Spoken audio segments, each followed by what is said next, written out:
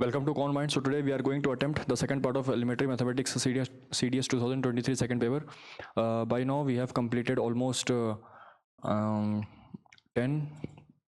like 14 to 23, 10 into 2, that is 20 papers, or into 19 papers we have done. Now we are doing this 20th paper and अब तक हमने इतने सारे question से encounter कर लिया है कि अब हमारे पास कोई भी क्वेश्चन आने अगर हमारे पास आ जाए, if we are dealing with any type of question then we can answer it easily. हमने इतने सारे कंसेप्ट को देखा, हमने बहुत चीज़ एनालाइज की है ना, अच्छे से इसको देखा है, तो हमारे पास अब एक एक्स्ट्रा एज है कि आने वाले जितने भी हमारे एग्जाम्स होंगे उसमें जिस प्रकार के भी क्वेश्चन आएंगे, इससे ज़्यादा इससे बाहर तो आएगा नहीं. सिलेबस यही है आपका. बहुत सारे क्वेश्चंस की ऑलमोस्ट रिपीटिशन हो चुकी है, बहुत अच्छे से प्रैक्टिस हो चुकी है ना. तो ये आपके लिए एक प्लस पॉइंट हो जाएगा. जिस भी कैंडिडेट ने एटलीस्ट 10 ईयर्स की PYQs लगा लिए हैं उसके लिए मोर देन एनफ है CDS एग्ज़ाम को क्रैक करना, अगर if he or she is consistently doing that. Okay, so now let us begin. All the instructions are same.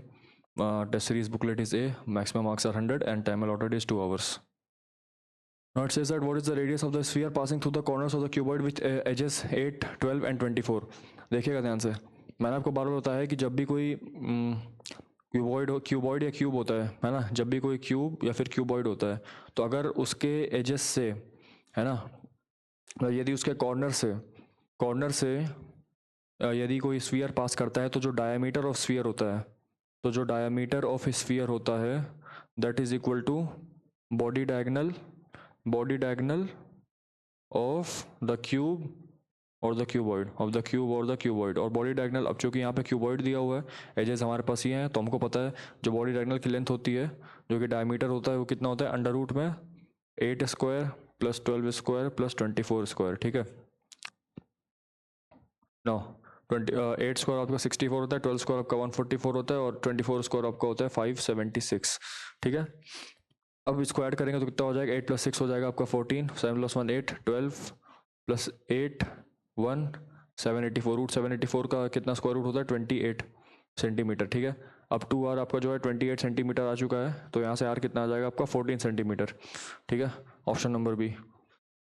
A lampshade is in the shape of a part of a cone and its top and bottom ends are circles whose circumference are respectively. कहने का मतलब है, इस line का कहने का मतलब है कि that is basically shape of frustrum. ठीक है, top and bottom ends are circles, मतलब लैम्प जो कुछ ऐसे ही तो शेप का होता है लैम्प आपका, है ना. तो ये आपका लैम्प हो जाएगा, ये आपके circumference 2πr is equal to 30 and यहाँ पे 2πr1 और ये 2πr2 आपका जो है कितना आ जाएगा 40. ठीक है, ये तो यहाँ से r1/r2 कितना आ जाएगा आपका, r1/r2 इज इक्वल टू 3/4 ये आ जाएगा.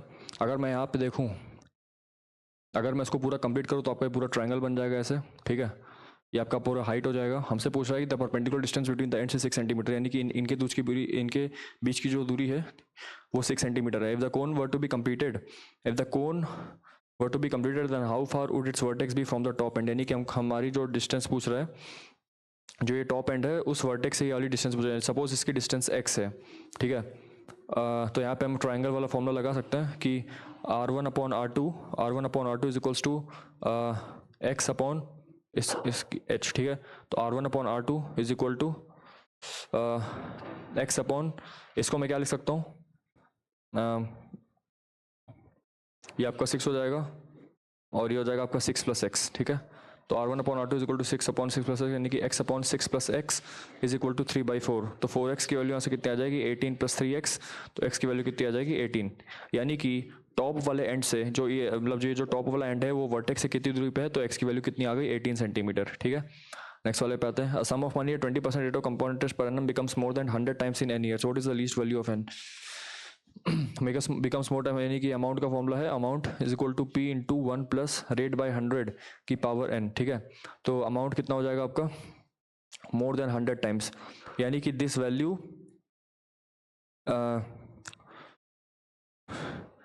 बिकम्स मोर देन 100 टाइम्स, यानी कि अमाउंट जो है वो बेसिकली, यानी कि ये वाला जो आपका पूरा है ये आपका ग्रेटर देन 100p बन जाता है. तो p से p कैंसिल आउट हो जाएगा. अब 1 + 1/5 की power n is greater then 100, है ना. तो यहाँ से कितना आ जाएगा n, अगर लेंगे तो कितना आ जाएगा log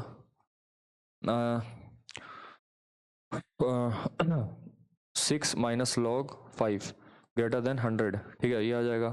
अब यहाँ से कितना आ जाएगा n टाइम्स लॉग 6 आपका क्या हो जाएगा, log 2 प्लस log 3, है ना, माइनस में log 5 को आप लिख सकते हो क्या, log 10 minus log 2 greater than 100।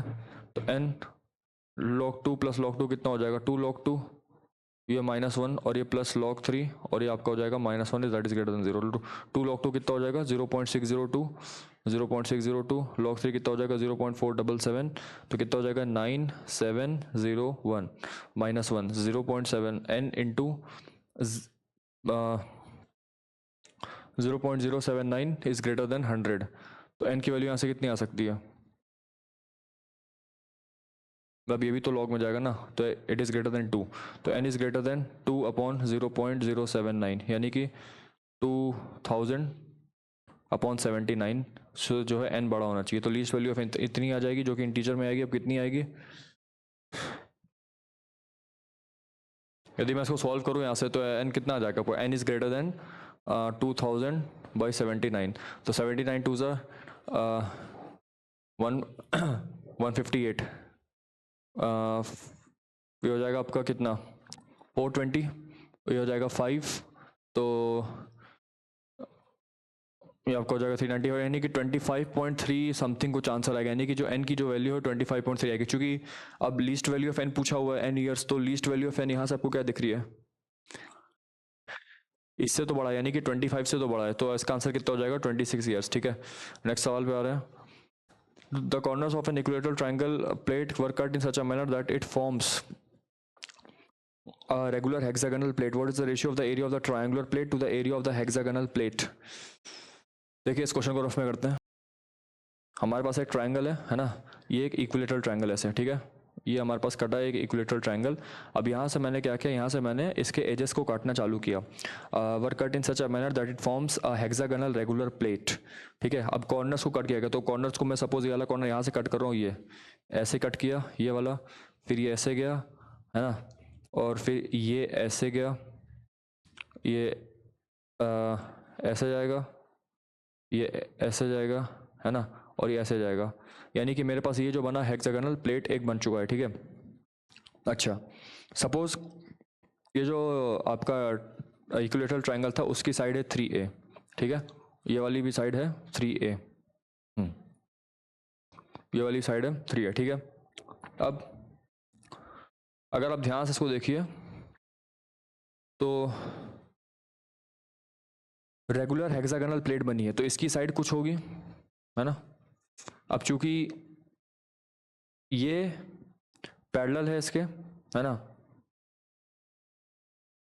अगर ये वाली साइड आपकी ए है, ठीक है, ये आपकी साइड ए है, तो ये वाली साइड भी ए हो जाएगी, और ये वाली साइड भी ए हो जाएगी, ये वाली साइड भी ए हो जाएगी, मतलब सब कुछ ए आपका हो जाएगा ना, सब कुछ एकदम इक्वली सिमेट्रिकली डिवाइडेड है, ये सब के सब है। ठीक है, तो देखिए जो आपका हेक्सागन आ रहा है उस हमसे बेसिकली क्वेश्चन में पूछा हुआ है कि area of the triangular plate, है ना, area of the triangular plate upon में area of the hexagonal plate, है ना, area of the hexagonal plate, ये हमसे पूछा हुआ है क्वेश्चन में। Area of the triangular plate कितना हो जाएगा आपका, √3/4 इंटू 3a का whole square, that is equal to √3/4 into 9a²। दूसरा, अब हमसे इसका किसका पूछा है, हेक्सागोनल प्लेट का, तो हेक्सागोनल प्लेट का कैसे निकालेंगे, area of this whole equilateral triangle minus 3 times the area of these equilateral triangles, है ना, 3√3/4 इंटू a², तो √3/4 3a² यहाँ से कॉमन हो जाएगा, तो कितना बनेगा 3 -1 विच इज 2, तो 2 से 2 जाएगा 2, तो ये आपका आ जाएगा कितना 3√3a²/2, ये हमारा हो जाएगा a, ये हमारा हो जाएगा b, हमको चाहिए a/b, है ना, इसका रेशियो चाहिए, तो कितना हो जाएगा √3/4 9a² into 2 upon a², 3√3 a² √3 से कैंसिल, 3 से 3 और ये 2 से 2, तो कितना आ जाएगा आंसर 3:2। ठीक है। ठीक है। तो 3:2 जो है इसका आंसर आ जाएगा। 2 इक्वल आर्क्स और different circle C1 and C2 subtend angle 60 degree 75 degree at centres, what is the ratio of the radius of C1 to radius of C2? 2 equal आर्क्स का मतलब कि S1 is equal to S2 है ना। तो अगर अब देखिए S1 क्या होता है, R1 theta 1 that is equal to R2 theta 2 है ना। हमसे पूछ रहा है ratio of the radius of C1 to C2, यानी कि R1 अपॉन R2 का रेडियस पूछ रहा है आपसे। तो R1 upon R2 will be equal to theta 2 upon theta 1, ठीक है। R1 upon R2 will be equal to theta 2 upon theta 1। अब थीटा 2 कितना है, थीटा 2 आपको दे रखा है 75 डिग्री और ये आपको दे रखा है 60 डिग्री। तो कितना आंसर हो जाएगा आपका 5:4, ठीक है। नेक्स्ट वाले सवाल पे आते हैं। अब क्या कर रहे हैं हमसे, ABC is a triangle with a sides AB, DC and CD, ठीक है।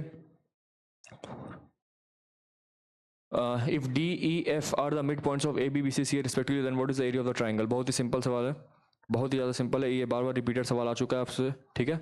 ABC, AB की वैल्यू 41 है, BC की वैल्यू 28 है, CA की वैल्यू 15 है। If DEF are the mid points of AB, DE किसका मिड पॉइंट है, BC का, और F किसका मिड पॉइंट है, इसका। तो यहाँ से हमने इन तीनों को ज्वाइन करके एक ट्राइंगल बनाया, ठीक है। Then what is the area of the triangle DF। हमको पता है कि अगर हम मिड पॉइंट से ज्वाइन करके बनाते हैं तो ये जो बीच वाला ट्राइंगल बनता है ये बिल्कुल सिमेट्रिक होता है इन सबके, यानी कि इसका एरिया बराबर होता है। तो इसका जो एरिया होता है वो बेसिकली होता है 1/4 of the area of the whole triangle, ठीक है। 1/4 of the area of the whole triangle, ठीक है।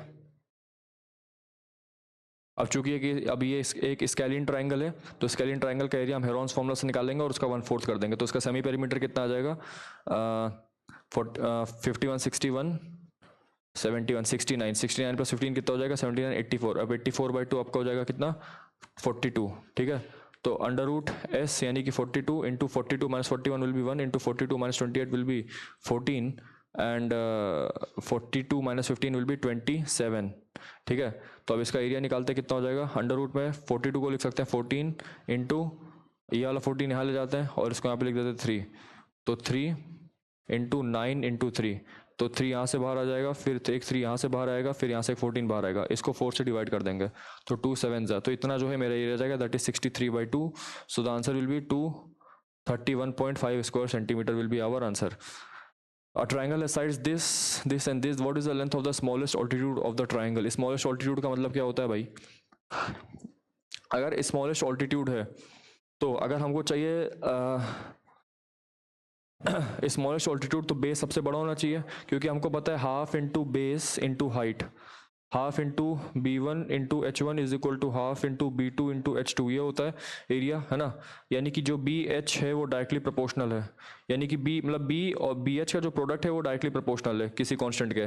तो B और H जो होंगे वो इन्वर्सली प्रोपोर्शनल हो जाएंगे, B और H जो है आपके वो इन्वर्सली प्रोपोर्शनल हो जाएंगे यहाँ पे, राइट। तो जैसे ही इन्वर्सली प्रोपोर्शनल हो गए, कहने का मतलब है कि यदि लेंथ ऑफ स्मॉलेस्ट ऑल्टीट्यूड चाहिए तो उसके लिए मेरे को क्या करना पड़ेगा, मुझे हाईएस्ट ऑल्टीट्यूड लेना पड़ेगा। हाईएस्ट ऑल्टीट्यूड कितना है, मतलब हाईएस्ट बेस लेना पड़ेगा। स्मॉलेस्ट ऑल्टीट्यूड चाहिए तो मुझे हाईएस्ट बेस लेना पड़ेगा। हाईएस्ट बेस है 15 सेंटीमीटर का, तो half into 15 into H is equal to area. अब एरिया कैसे निकालूंगा, फिर से वही हेरोन्स फॉर्मूला लगेगा। 13 प्लस 14 27 प्लस 15 कितना हो जाएगा 52, है ना। सॉरी 27 प्लस 15 42 का वो सेमी पेरीमीटर हो जाएगा 21, ठीक है। Under root 21 into 21 minus 13 is 7, 21 into 14 sorry 8 into 7 into 6 कितना हो जाएगा ये अंडर रूट में 21 इंटू 7 इंटू 3 इंटू 21 इंटू 16, तो कितना हो जाएगा 21 इंटू 4, ये आपका हो जाएगा एरिया। तो हाफ इंटू 15 इंटू H जो है आपका वो आपका हो जाएगा क्या एरिया 21 इंटू 4। तो यहाँ से आपका 3 5 जा और ये 3 7 जा, तो 28/10 और 280 बाई कितना आ जाएगा 28 20 56/5, तो 56/5 कितना आ जाएगा 11.2 सेंटीमीटर, ठीक है। तो which is option number B. Next वाले सवाल पे आते हैं। The circumference of a circle exceeds the diameter. Circumference of a circle यानी कि पाई डी है ना, और minus d is equal to 16.8 centimetre, ठीक है। तो डायमीटर कितना हो जाएगा यहाँ पे 22/7 माइनस 1 इज इक्वल टू 168/10। तो डी कितना हो जाएगा आपका 168 इंटू 7, 168 इंटू 7 है ना, अपॉन में 10 इंटू 15, ठीक है, 10 इंटू 15 ये हो जाएगा। अब इसको कैंसिल आउट करते हैं, यहाँ से कितना हो जाएगा आपका 3 5 ज़ा 15 1 3 6 18 3 5 ज़ा 15, ठीक है, ये हो जाएगा। और ये आपका कितना हो जाएगा 5 1 ज़ा 5 11.2 4 1 78.4 upon 10 that is equal to 7.84 जो है आपका स्मॉल डी की वैल्यू आ जाएगी, and that is the diameter of the circle. Now it says that the hypotenuse AC of a right angle triangle ABC is 3 root 5. If AB is doubled and BC is tripled such that ABC remains a right angle triangle, the hypotenuse becomes 15. What is AB plus BC equal to? देखिए एक right angle triangle है, hypotenuse उसका AC है, right angle eight B है और उसका 3 root 5 है, ठीक है। सपोज ये A है ये B है, तो A square plus B square कितना हो जाएगा आपका 45। हमसे कह रहा है कि AB इज डबल्ड यानी कि AB 2A हो जाएगा एंड बी सी ट्रिपल, तो ये 3B हो जाएगा। हमसे कह रहा है कि हाइपोटेनस बिकम्स 15 सेंटीमीटर यानी कि 4A का स्क्वायर प्लस 9B का square that is equal to 225। ये हमारे पास एक इक्वेशन आ गई, हमारे पास दूसरी इक्वेशन आ जाएगी, ठीक है। इसको 4 से मल्टीप्लाई कर दूंगा तो कितना हो जाएगा 180, ये हो जाएगा 4, ये हो जाएगा 4, ये हो जाएगा 4, तो 5B square is equal to 5 4, तो B स्क्वायर की वैल्यू यहाँ से आ जाएगी 9, B स्क्वायर की वैल्यू आ जाएगी 9 यानी कि B की वैल्यू आ जाएगी 3, B स्क्वायर यहाँ पे 9 आ गया तो 81 आ जाएगा, तो 4A square is equal to 225 minus 81 4 4 1, तो A स्क्वायर की वैल्यू कितनी आ जाएगी 4 3 12 24 4 24, A स्क्वायर की वैल्यू 36, तो A की वैल्यू हो जाएगी 6। अब A की वैल्यू हो जाएगी 6, B की वैल्यू हो जाएगी 9, तो हमारे पास AB प्लस BC वही पूछ रहा है हमसे, तो कितना आ जाएगा 3 + 6 that is equal to 9 centimetre. What is the area of the region between two concentric circles if the chord of the outer circle of length 14 centimetre is tangent of the inner circle. कहने का मतलब है कि ये बड़ा बड़ा circle है और इसी के साथ कंसेंट्रिक एक छोटा सर्कल है, ठीक है। हमारे पास ये कह रहा है कि जो chord of the outer circle है is a tangent to the inner circle, यानी कि कुछ ऐसा केस हमारे पास बन रहा है, ठीक है, ऐसा केस बन रहा है। अब यहाँ से अगर मैं सेंटर पे इस पे डालूंगा कॉर्ड की, कॉर्ड ऑफ लेंथ कितनी 14, तो ये हो जाएगी 7, है ना, ये हो जाएगी आपके पास 7। अब ये तो टेंजेंट है इसका और इसी कॉर्ड पे ड्रॉ कर रहे हैं, तो अगर मैं इसकी बात करूं हमसे क्या बोला area of the region between two concentric circles, तो एरिया ऑफ द रीजन क्या हो जाएगा pi into capital R square minus pi into small r square, यानी कि pi into r square minus capital R square minus small r square, ठीक है। अब देखिएगा ध्यान से, ये चीज़ जो है आपकी ये कैपिटल आर है, ये कैपिटल आर है और ये स्मॉल आर है, ठीक है। तो यहाँ से आप देख सकते हो कि R square is equal to small r square plus 49 दे के रखा हुआ है। अगर मैं इस वाले ट्रायंगल में देखूँ, ये स्मॉल आर है आपका, ये स्मॉल सर्कल का रेडियस, ये बड़े वाले सर्कल का रेडियस, तो R square is equal to small r square plus 49। तो यहाँ से आप देख सकते हो कि small r square capital R square में स्मॉल आर स्क्वायर की वैल्यू कितनी आ जाएगी 49, यहाँ पे सब्स्टिट्यूट कर देते हो तो 22/7 इंटू 49 कितना हो जाएगा 154 square centimetre. A pendulum swings through an angle of theta is equal to 9 degree, है ना, यानी कि 9 इंटू पाई बाई 180 यानी कि पाई बाई 20 डिग्री, ठीक है, ये आपका हो जाएगा। Now to describe an arc of length s, ये आपको कितना दे के रखा हुआ है एस, तो एस की वैल्यू हो जाएगी 143/10 इज इक्वल टू आर। अब हमसे लेंथ ऑफ द पेंडुलम कितना हो जाएगा, बेसिकली हमसे रेडियस पूछ रहे हैं, राइट। कुछ ऐसा सीन है आपके पास कि पेंडुलम ऐसे आता है ये वाला, है ना, ये ऐसे पेंडुलम आता है, ये यहाँ से यहाँ तक गया, तो एक तरह से रेडियस ऑफ द सर्कल हो जाएगा ये आपकी हो जाएगी आर्क लेंथ और ये आपका हो जाएगा थीटा, ठीक है। तो 143/10 इज इक्वल्स टू आर हमको निकालना है, थीटा आपके पास कितना है 22/7 इंटू 1/20, तो आर की वैल्यू कितनी हो जाएगी, ऐसे 11 2 11 1 11 3 13, यहाँ से आ जाएगा 2, यहाँ से 2 जाएगा, तो आर की वैल्यू कितनी आ जाएगी 13 into 7 which is equal to 91 centimetre, ठीक है। S is equal to r, theta is the prime formula you have to remember. The arch of a bridge is in the form of an arc of a circle, ठीक है, is in the form of arc of a circle। Suppose ये है मेरा centre point और ये मेरी कोई एक ऐसी ब्रिज है, ठीक है, ये एक ऐसी ब्रिज जा रही है। Now if the span of the bridge, span क्या होता है, ये जो डिस्टेंस है ना आपकी, ये होती है स्पैन हो गया आपका 40, ठीक है, and the height in the middle is 8, यानी कि ये वाली जो हाइट है ये कितनी दे के रखी हुई है 8, तो ये डिस्टेंस कितनी हो जाएगी आपके पास r-8, है ना, ये डिस्टेंस आपके पास r-8 हो जाएगी, क्योंकि इसी यहाँ से ऐसे आप मान के चलिए कि इसको सेंटर मानते हुए यहाँ पे एक आर्क कंस्ट्रक्ट किया गया है, ठीक है। तो ये आपका r हो जाएगा, है ना, और चूंकि ये कॉर्ड है आपकी तो ये 20 हो जाएगी यहाँ से, ठीक है।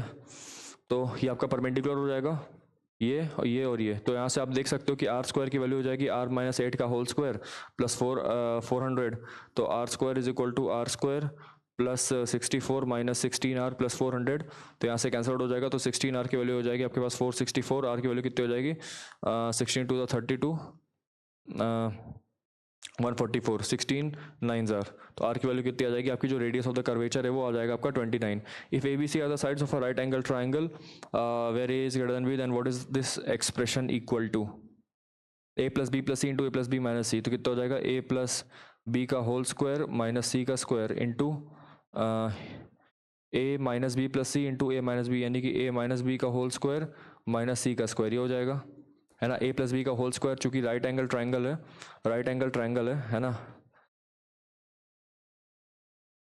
इसको खोलते हैं पहले, कितना हो जाएगा ये आपका, हो जाएगा A square plus B square minus C square plus 2ab multiplied by A square plus B square minus 2bc minus C square.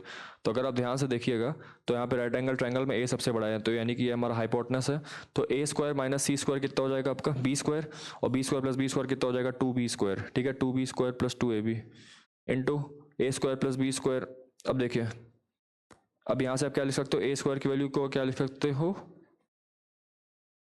B square plus C square, फिर से वही, तो यहाँ पे भी वही हो जाएगा 2b स्क्वायर माइनस 2bc, ये हो जाएगा 4 टाइम्स, ये बाहर आ जाएगा, तो बी स्क्वायर प्लस ए बी, ये हो जाएगा plus B square minus a b, तो कितना हो जाएगा 4 टाइम्स बी की power 4 minus a square B square, ठीक है, ये हो जाएगा. अब -4, अगर बी स्क्वायर कॉमन ले लेंगे तो यहाँ पे क्या बचेगा A square minus B square. अब A square minus B square, फिर से वही चीज़ सेम चीज़ आ गई, तो A square minus B square is equal to C square, ठीक है. इसके हिसाब से क्या हो जाएगा आपका expression, A square is equal to B square plus C square ही तो होगा. अब ऐसे A square minus B square कितना आ जाएगा सी स्क्वायर, तो -4b स्क्वायर सी स्क्वायर जो है हमारा करेक्ट आंसर आ जाएगा, which is option number B. The cube root of this expression x varies inversely as the square root of y. कहने का मतलब है कि जो क्यूब रूट ऑफ एक्स है, यानी कि एक्स की power 1/3 is equal to k upon y की power 1/2. If x equal to 8 y equal to 3, then what is the value of x. देखिए, जब एक्स की वैल्यू 8 थी, यानी कि 8 की power 1/3 is equal to k times 3 की power 1/2, then what is the value of x when y is equal to this. अब x की वैल्यू क्या हो जाएगी यहाँ से, एक्स हमको निकालना है, एंड वाई विल बी 3 की पावर 1/6, है ना. तो अब जब दोनों को यहाँ से डिवाइड करेंगे तो कितना आ जाएगा 2√3 इज इक्वल टू के. अब यहाँ पे 2√3 को रख दीजिए, तो एक्स की पावर 1/3 कितना आ जाएगा 2√3 अपॉन में √3 इंटू 2 की पावर 1/3, √3 कट जाएगा यहाँ से. अब एक्स की पावर 1/3, तो दोनों साइड होल क्यूब कर दीजिए, है ना, दोनों साइड आप यहाँ पे होल क्यूब कर दीजिए, कितना हो जाएगा 2 क्यूब 8 अपॉन 2.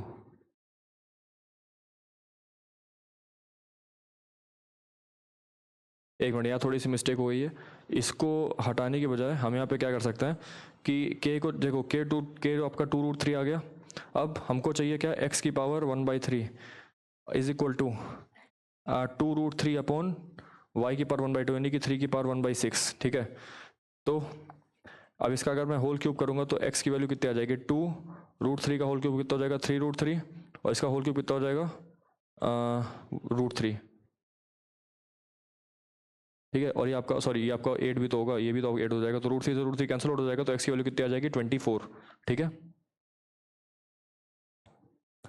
अब 3 solid lead spheres of diameters are melted together and recasted as a solid sphere. What is the percentage diminution of the surface areas compared to the sum of the surface areas of the 3 spheres?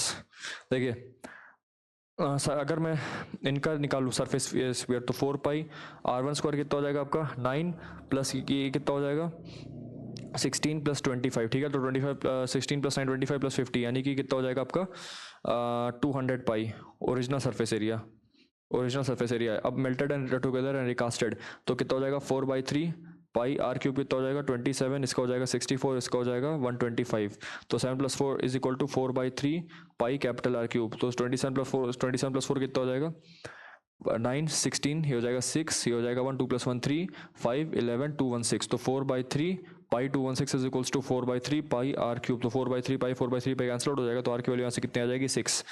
जैसे are की value आ जाएगी 6 तो नया surface area कितना हो जाएगा 4 pi R square that is equal to 36 that is equal to 4 144 pi आपका आ जाएगा नया सरफेस एरिया। तो हमसे वही पूछा कि परसेंटेज डिक्रीज कितना हुआ, डायमिन्यूशन का मतलब होता है डिक्रीज, ठीक है। तो नया surface area new surface area minus original surface area upon original surface area into 100 कर देंगे तो आंसर आ जाएगा। तो 144 पाई माइनस 200 पाई अपॉन में 200 पाई इंटू 100, ठीक है। तो कितना हो गया ये आपको हो जाएगा 56 minus 56 pi upon 200 pi into 100, यहाँ से पाई 100 से 100 तो कितना हो जाएगा -2 -28% जो है परसेंटेज डायमिन्यूशन हो जाएगा इसका, ठीक है। अब इस पे आते हैं। A solid sphere of radius 3 cm is melted to form a hollow cylinder of height 4 cm. This what is the thickness of the cylinder? Thickness of the cylinder पूछ रहा है। Suppose the thickness is t, है ना। तो internal radius क्या हो जाएगा, external diameter 10 है तो एक्सटर्नल रेडियस कितना हो जाएगा 5, तो इंटरनल रेडियस कितना हो जाएगा 5 माइनस टी। हमसे पूछा सॉलिड स्फीयर ऑफ रेडियस 3 यानी कि उसका वॉल्यूम कितना हो जाएगा 4/3 पाई 27 इज इक्वल्स टू इसका वॉल्यूम कितना हो जाएगा आपका पाई इंटू आर स्क्वायर हो जाएगा आपका। एच कितना है, एच आपको दे रखा है 4। अब यहाँ पे हो जाएगा आपका capital R square minus small r square, ठीक है। तो 4/पाई से पाई कैंसिल, 4 से 4 कैंसिल, ये 9 से 9 कैंसिल, तो 9 is equal to capital R square minus small r square. अब यहाँ पे 9 को मैं रख सकता हूँ 25 माइनस स्मॉल स्क्वायर, तो स्मॉल आर स्क्वायर की वैल्यू यहाँ से आ जाएगी 16। स्मॉल आर की वैल्यू यानी कि आर की वैल्यू कितनी आ जाएगी आपके पास 4। अब यहाँ पे आप 4 को रखोगे तो टी की वैल्यू कितनी आ जाएगी 1, 4 को यहाँ रखोगे तो यहाँ से टी की वैल्यू कितनी आ जाएगी 1 centimetre. So therefore 1 centimetre is the thickness of the cylinder. 3 classes PQR have capacities in the ratio all these glasses are completely filled with capacities in यानी capacities मतलब कि इन 3 glasses का volume है, ठीक है। all these glasses are completely filled with mixtures of liquid and water. The ratio of the milk to water in P and Q and R is this: if the content of all 3 glasses are put into a bigger container, then what will be the ratio of the milk to the water in the container? तो देखिए इसको ध्यान से, question में दिया हुआ है कि जो 3 ग्लासेस है हमारे पास P Q R, उनकी जो कैपेसिटी यानी कि जो उनका वॉल्यूम है उनका रेशियो कितना हो जाएगा आपका 1:2:3 दिया हुआ है, ठीक है। ये इनका वॉल्यूम कैपेसिटी है।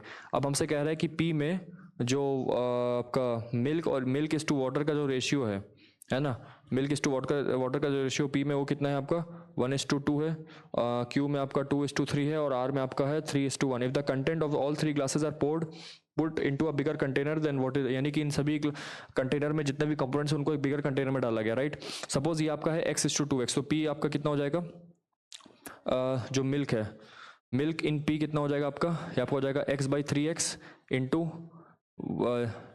सपोज ये आपके किसी क्वांटिटी में है K में, तो K:2K:3K, तो ये कितना हो जाएगा इंटू K, ठीक है। अब उसी तरह Q में आपका कितना हो जाएगा 2x/3x है ना, 2x/3x मल्टीप्लाइड बाई 2K, और आपका R में कितना हो जाएगा 2x/5x, तो ये कितना हो जाएगा 3x/4x इंटू 3K, ठीक है। तो कितना हो जाएगा आपका 9K/4 और ये कितना जाएगा, ये कितना जाएगा आपका 4K/5 और ये कितना जाएगा आपका K/3, ठीक है। अब इसी तरह से हम वाटर का रेशियो निकालते हैं, है ना।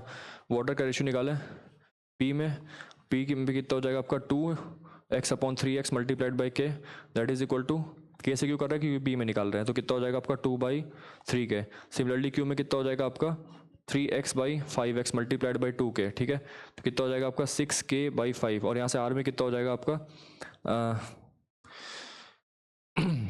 Kx/4x into 3K that is equal to 3K/4, ठीक है। ये और ये जब हम तीनों को ऐड करेंगे तो कितना आ जाएगा यहाँ से एलसीएम कितना आ रहा है इसका 60, तो कितना हो जाएगा 40K plus 72K plus 45K upon में कितना आ जाएगा 60 that is equal to 7 11 157K/60। ये तो आ गया आपका वाटर का, और टोटल मेरे पास मिल्क का कितना आ गया, मिल्क का मेरे पास कितना आ जाएगा K/3 4K/5 और 9K/4, इसको भी ऐड कर देते हैं। तो यहाँ से कितना हो जाएगा आपका 20K प्लस 48K, है ना, प्लस 4 इंटू 15, तो 15 कितना हो जाएगा 135K। तो 48 प्लस 20 कितना हो जाएगा 68 प्लस 135 कितना हो जाएगा 203K। तो 203K अपॉन में कितना आ जाएगा 60, तो ये मेरे पास आ गया ए, है ना, ये मेरे पास आ गया बी। तो मुझे क्या चाहिए, ए और बी का रेशियो चाहिए। तो कितना आ जाएगा 203k/60 डिवाइड बाई 157k/60, 60 के से के कैंसिल, तो आंसर कितना आ जाएगा 203/157। ठीक है, इसका आंसर कितना आ जाएगा 203:157। नेक्स्ट वाले पे आते हैं, what is the LCM of this expression. इसको ध्यान से देखिए, अभी हमको निकालना है एलसीएम इस वाले एक्सप्रेशन का। ठीक है, तो इसको मैं क्या लिख सकता हूँ, ये जो आपकी चीज लिखी हुई है इसको मैं ऐसे लिख सकता हूँ, x⁴, ये वाला expression x⁴ plus 2x² plus y⁴ minus x² तो ये कितना हो जाएगा आपका x² प्लस y² का होल स्क्वायर माइनस xy का होल स्क्वायर। यानी कि इसको फर्दर क्या लिखा जा सकता है, x² प्लस y² और प्लस xy, है ना, into x² plus y² minus xy। ठीक है, ये x³ प्लस y³ कितना हो जाएगा आपका x plus y into x² plus y² minus xy। ठीक है, सिमिलरली ये कितना हो जाएगा a minus b a² plus b² plus ab।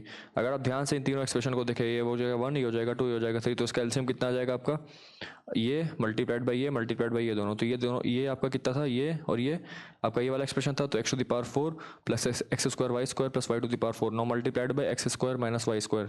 तो जब इन दोनों को मल्टीप्लाई करेंगे तो x⁶ minus x⁴ y² plus x⁴ y² minus x² y⁴ plus x² y⁴ minus y⁴ ये कैंसिल हो जाएगा, तो मेरे पास क्या आ जाएगा x⁶ minus y⁴ which is option number C. Next वाले पे आते हैं, अगर मैं इसको इस वाले एक्सप्रेशन को ध्यान से देखूं तो क्या बन जाएगा, ये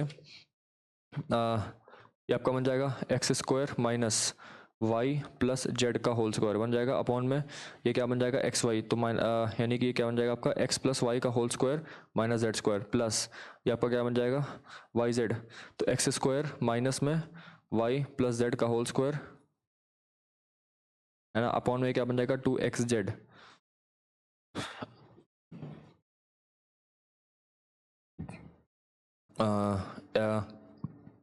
x माइनस जेड का होल स्क्वायर माइनस y²। इसको मैं ओपन करूंगा तो a plus B into A minus B का फॉर्मूला लगा दूंगा, तो x plus Y plus z into x minus y minus z upon में नीचे आ जाएगा आपके पास x plus Y plus z upon में आ जाएगा x plus y minus z plus में, है ना, ये कितना आ जाएगा x plus Y plus z multiplied by x minus y minus z upon में आ जाएगा x minus x plus y minus z upon में आ जाएगा x minus y minus z. ठीक है, तो ये यहाँ से कैंसिल आउट हो जाएगा और यहाँ से क्या कैंसिल आउट हो जाएगा आपका, ये और ये कैंसिल आउट हो जाएगा, राइट।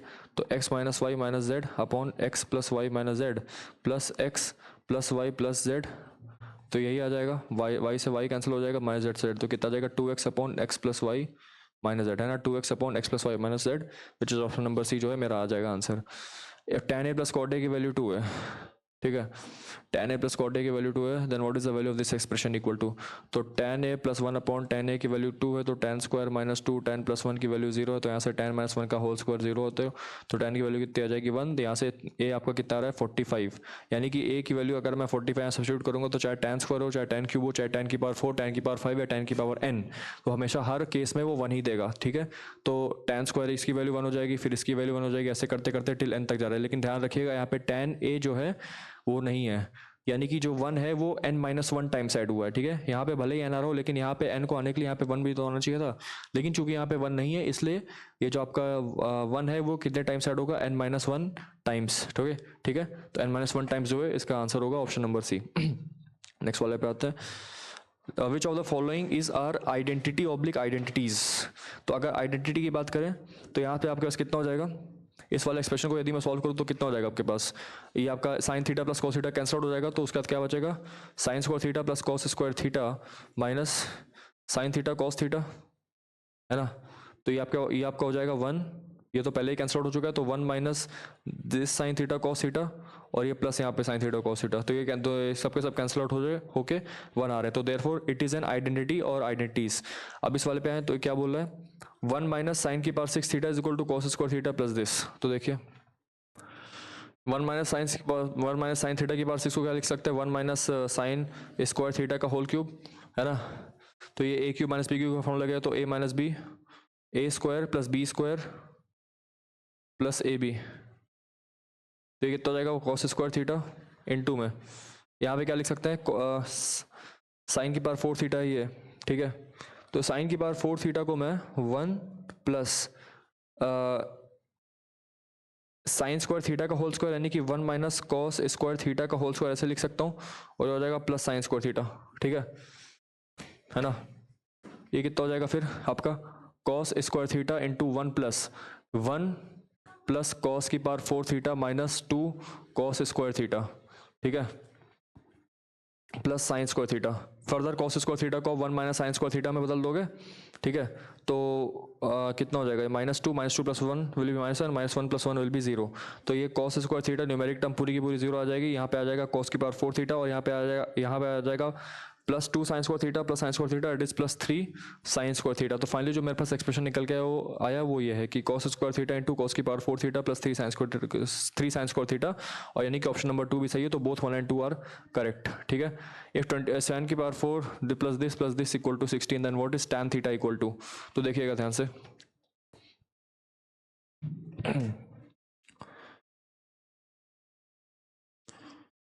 7 साइन की पावर 4 प्लस 9 कॉस की पावर 4 को मैं लिख सकता हूँ 1 माइनस साइन स्क्वायर का whole square plus 42 sine square is equal to 16, ये लिखा। इसको अब ओपन करते हैं तो कितना हो जाएगा, 7 की power 4 plus 9 into 1 minus sine की पावर 4, 1 प्लस साइन की power 4 minus 2 sine square plus 42 s square, ठीक है। तो कितना हो जाएगा 7s की पावर 4, है ना, 7s की पावर 4 प्लस 9 प्लस 9s की पावर 4 माइनस में आ जाएगा 18s स्क्वायर, ठीक है, प्लस 42s स्क्वायर। इसकी वैल्यू कितनी दी हुई है 16। इसको सॉल्व करते हैं कितना आ जाएगा 16s की पावर 4 7 प्लस 9, और ये कितना हो जाएगा -18 प्लस 42 कितना हो जाएगा आपका 24, ठीक है। तो कितना हो जाएगा 24s स्क्वायर, और ये जाएगा -7 इक्वल टू 0। तो 16s की पावर 4, इसको मैं क्या लिख सकता हूँ plus 28s square minus 4s square -7 equal to 0। तो 4 यहाँ पे रह जाएगा, तो 4s स्क्वायर कॉमन लेंगे तो क्या बचेगा 4s स्क्वायर -1 प्लस 7 यहाँ कॉमन लेंगे तो 4s स्क्वायर -1 इक्वल टू 0। तो एक s स्क्वायर तो आपका आ रहा है -7/4, ये तो पॉसिबल ही नहीं होगा किसी हद में। अब यहाँ से s स्क्वायर की वैल्यू आपके पास आ रही है कितनी 1/4, यानी कि s की वैल्यू कितनी आ रही है +-1/2। लेकिन चूंकि हमको थीटा जो है पॉजिटिव कोऑर्डिनेट दे रखा है, तो साइन थीटा जो है पॉजिटिव होगा, बिकॉज थीटा जो 0 से π/2 है उस केस में साइन थीटा पॉजिटिव होता है। तो साइन की वैल्यू कितनी आ जाएगी 1/2। जैसे साइन की वैल्यू 1/2 आ जाएगी, थीटा की वैल्यू 30, और जैसे tan 30 कितना आ जाएगा फिर आपका 1/√3, ठीक है ना। नेक्स्ट वाले को देखते हैं। N isosceles triangle has its base length 2a and height h। ये हमारे पास आइसोसेलेस ट्रायंगल है ऐसे, और ये इसके सेंटर में यहाँ पे ऐसे हाइट h आ रही है, तो ये कितना हो जाएगा a, और ये भी हो जाएगा a। On each side of the triangle a square is drawn external to the triangle, what is the area of the figure thus formed. On each side of the triangle external to triangle, यहाँ पे कैसे square बना है ऐसे ये वाला, फिर यहाँ पे कैसे स्क्वायर बना है ना ये वाला, और यहाँ पे कैसे स्क्वायर बना ये वाला। तो क्या हो जाएगा, अगर बेस लेंथ 2a आ रही है तो इस वाले स्क्वायर का साइड कितना हो जाएगा 2a का whole square which is 4a square, है ना, ये हो जाएगा। इसका कितना हो जाएगा इस पूरे ट्रायंगल का, तो half into 2a into h, तो कितना हो जाएगा ah, है ना, इस पूरे ट्रायंगल का। अब देखिएगा ये साइड लेंथ कितनी आ जाएगी आपके पास √a square plus h square, इसका होल स्क्वायर कर देंगे, ठीक है, क्योंकि ये साइड मेरे पास ये है। तो इसका एरिया कितना हो जाएगा a square plus h square, तो इसका भी एरिया हो जाएगा a square plus h square. सबको ऐड कर देंगे यहाँ से, तो कितना हो जाएगा a square plus 4a square will be 6a square, h square plus h square will be 2h square, and this one will be plus ah। तो आंसर कितना हो जाएगा 6a square plus 2h square plus a into h, which is option number B, ठीक है। 74 वाले पे आते हैं। If p is equal to this, q is equal to this, r is equal to this, and what is p plus q plus r का whole square. अब देखिए यहाँ पे आप ABC को फिर वही करना है, हमको इसको सॉल्व नहीं करना है, हमको यहाँ पे क्या करना है वैल्यूज रख के देख लेनी है, अपने आप आंसर आ जाएगा। तो A को वही रखना है 1, B को रखना है 2, C को रखना है 3। तो यहाँ से B की वैल्यू कितनी आ जाएगी 1/1 मल्टीप्लाइड बाई 2, ठीक है। Q की वैल्यू कितनी आ जाएगी 4/1 इंटू -1, और R कितना आ जाएगा C square which is 9/a minus C which is -2, and B minus C इस कितना -1। तो P आपका कितना आ जाएगा 1/2, Q आपका कितना आ जाएगा -4, और C आपका कितना आ जाएगा 9/2, ठीक है। तो P plus Q plus R का स्क्वायर कितना हो जाएगा 1/2 -4 प्लस 9/2 का होल स्क्वायर, तो 1 - 8 इज -7 प्लस 9 इज 2, तो 2/2 का whole square which is comes out to be 1। ठीक है, तो आंसर कितना आ जाएगा हमारा 1। इस वाले केसेस में आपको कभी भी सॉल्व नहीं करना है, बस कुछ कुछ टेस्ट केसेस बनाना ज़रूरी है। हमारा 2-3 टेस्ट केसेस आप बना के देख लो, सेम वैल्यू देगा तो हमारा ऑप्शन जो है वही पैटर्न फॉलो करेगा, तो आंसर सेम ही आएगा हर केस में। Which of the following is a factor of a square minus B square plus C square. अब देखिएगा ध्यान से, ये आपका है ए स्क्वायर माइनस में बी माइनस सी का होल स्क्वायर, ये लिखा हुआ है plus A plus B minus C. इसको खोलेंगे A square minus B square फॉर्मूले से, तो क्या हो जाएगा ए प्लस बी, है ना, A plus B into A minus B, ये हो जाएगा इंटू प्लस में A plus B minus C. तो A plus B minus C यहाँ से कॉमन लेंगे तो क्या बचेगा A minus B plus C plus 1, है ना, A minus B plus C plus 1 which is option number D जो है हमारा एक फैक्टर हो जाएगा इस पूरे एक्सप्रेशन का। नेक्स्ट वाले पे आते हैं, let alpha and beta be the roots of the equation 1/x plus this, which of the following is a quadratic equation whose roots are alpha square and beta square. देखिए इसको solve करते हैं पहले, कितना हो जाएगा ये 1/x plus A plus B is equal to X A B. ठीक है, ये हो जाएगा, तो यहाँ पे आपके पास आ जाएगा ए बी, यहाँ पे आपके पास आ जाएगा X B, X into B plus A आ जाएगा। ठीक है, यहाँ से आ जाएगा आपके पास एक्स ए बी वहाँ जाएगा, और यहाँ पे कितना हो जाएगा X plus A plus B into A B plus X into B plus A, ये हो जाएगा।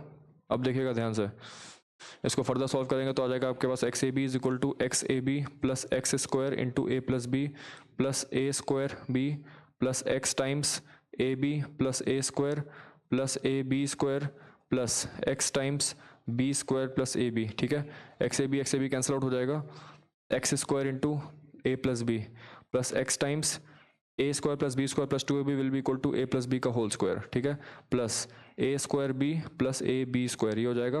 तो यहाँ से आपके पास अल्फा और बीटा जो है इसके रूट्स आ जाएंगे। अब हमसे कह रहे हैं कि equation what is the equation whose roots are alpha square minus beta square. अगर हमको इक्वेशन निकालनी होती है तो वो क्या होता है X square minus sum of the roots into X plus product of the roots हमको पता है। ठीक है, अब हमको ऐसी इक्वेशन निकालनी जिसके रूट्स ये हों, यानी कहने का मतलब है कि हमको ये निकालना है X square minus sum of the roots क्या हो जाएगा alpha square plus beta square into X, alpha square plus beta square into X plus product कितना हो जाएगा आपका अल्फा बीटा का होल, है ना, अल्फा बीटा का होल स्क्वायर।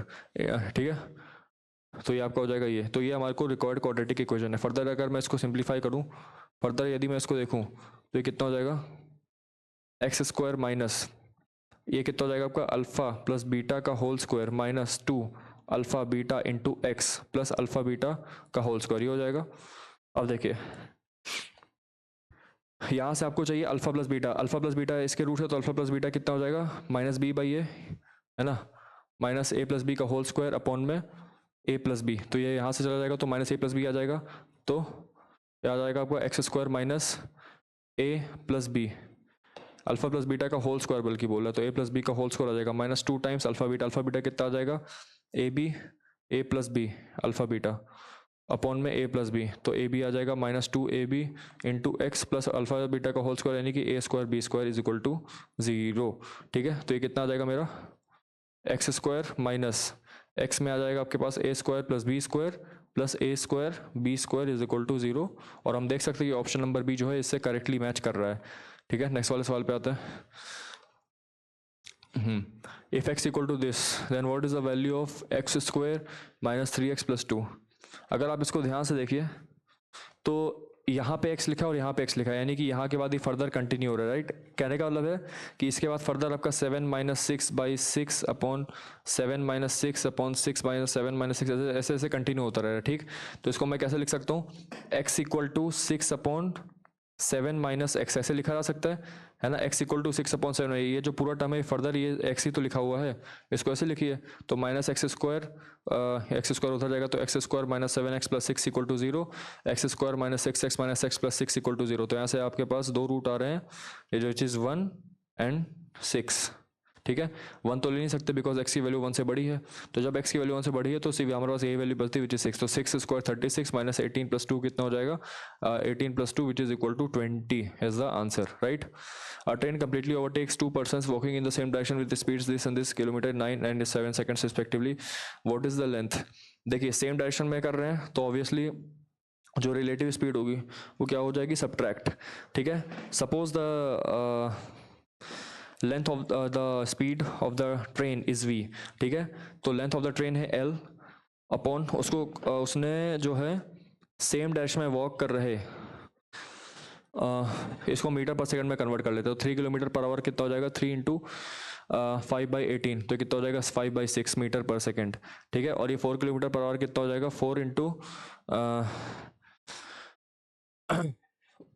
5/18। ठीक है, यानी कि 20/18, तो 10/9 है ना, 10/9 मीटर पर सेकंड। तो what is the length of the train कितना हो जाएगा, तो L डिवाइड बाई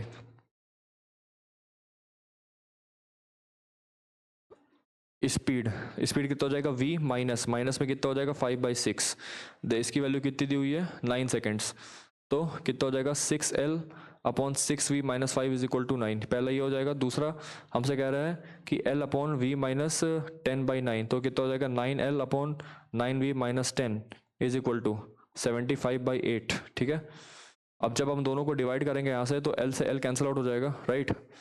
तो कितना बन जाएगा आपका, और ये आपका हो जाएगा 2, ये आपका हो जाएगा 3,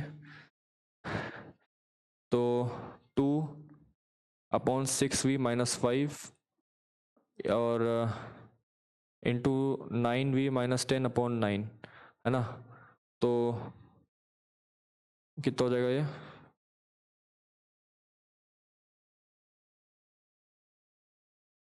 to by 9 into 9v minus 10 upon में 6v minus 5 is equal to 3 into 8/75, यहाँ से 25 जाएगा है ना। अब जब इसको सॉल्व करेंगे तो आ जाएगा 50 into 9v minus 10 is equal to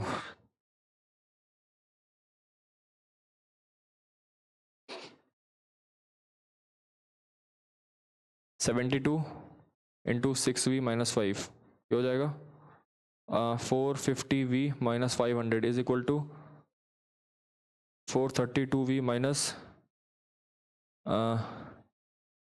360। ठीक है, 360, तो 432 उधर जाएगा तो कितना हो जाएगा 16v is equal to 500 minus 360, तो 500 माइनस 360 कितना हो जाएगा 140, तो v की वैल्यू आ जाएगा आपके पास 140 डिवाइड बाई 16, यानी कि 4 4 ज़ा 20 4 3 ज़ा 12 20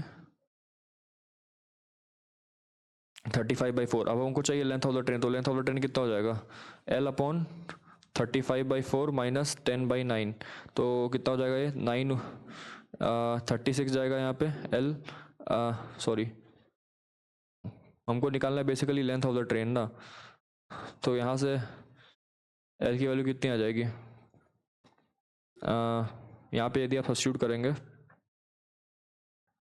तो L जो है आपका आ जाएगा कितना 3 इंटू 6v माइनस 5 अपॉन 2, कितना आ जाएगा 3/2 इंटू 6v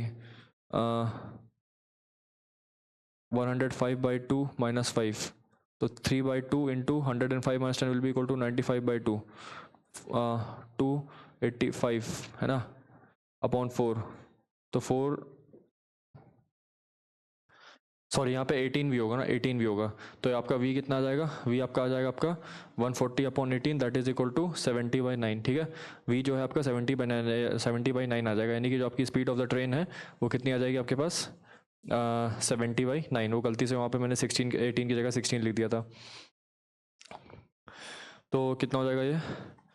अब जब आपके पास v आ ही गया है जो कि स्पीड ऑफ द ट्रेन है, तो इसको यहाँ पे सब्स्टिट्यूट करिए तो आपके पास L आ जाएगा। L कितना आ जाएगा यहाँ से, L की वैल्यू आपके पास आ जाएगी 3 इंटू 6v माइनस 5 अपॉन में 2, तो कितना आ जाएगा 3/2 मल्टीप्लाइड बाई 140 माइनस 15 अपॉन 3। ठीक है, 3 से 3 कैंसिल और 140 माइनस 15 कितना हो जाएगा 125/2 that is equal to 62.5 metres. ठीक है, 62.5 मीटर्स जो हमारा आंसर हो जाएगा। नेक्स्ट वाले सवाल पे आते हैं। A person bought an article and sold it at a profit of 20%. Brought an article. Now, what would have been the profit percent if the selling price? Suppose the person ने जो है 100 रुपये पे आर्टिकल खरीदा, that is CP 100. Now he sold it at a profit of 20%.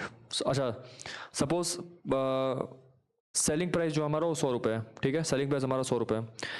Now अगर बंदा जो है लाता है और उसको प्रॉफिट पे 20% बेचता है, यानी कि S P minus C P upon C P into 100 जो है आपका 20% है, तो ये 1/5 हो जाएगा। और यानी कि एस पी आपका कितना है 100, तो 100 माइनस सी पी यानी कि 100 अपॉन में C P is equal to 6/5, तो सी पी वन कितना हो जाएगा आपका 500/6 यानी कि 250/3 है ना। तो आपका सी पी वन है वो कितना हो जाएगा 250/3।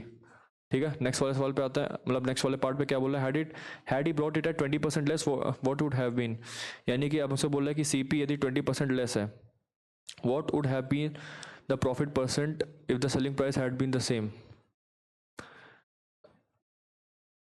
अच्छा, इसको इस मेथड से ना करके हम दूसरे वाले मेथड से जाते हैं, ठीक है, वो वाला ज़्यादा सही रहेगा। सपोज़ यहाँ पे हम क्या करते हैं, जो हम पहला वाला मेथड कर रहे थे वही वाला सही था क्या, कि हमसे बोल रहा है कि पर्सन जो है एक आर्टिकल लाया और प्रॉफिट पे बेचा, सपोज उसने बेचा 100 रुपये पे, यानी कि जो उसकी सेलिंग प्राइस थी, मतलब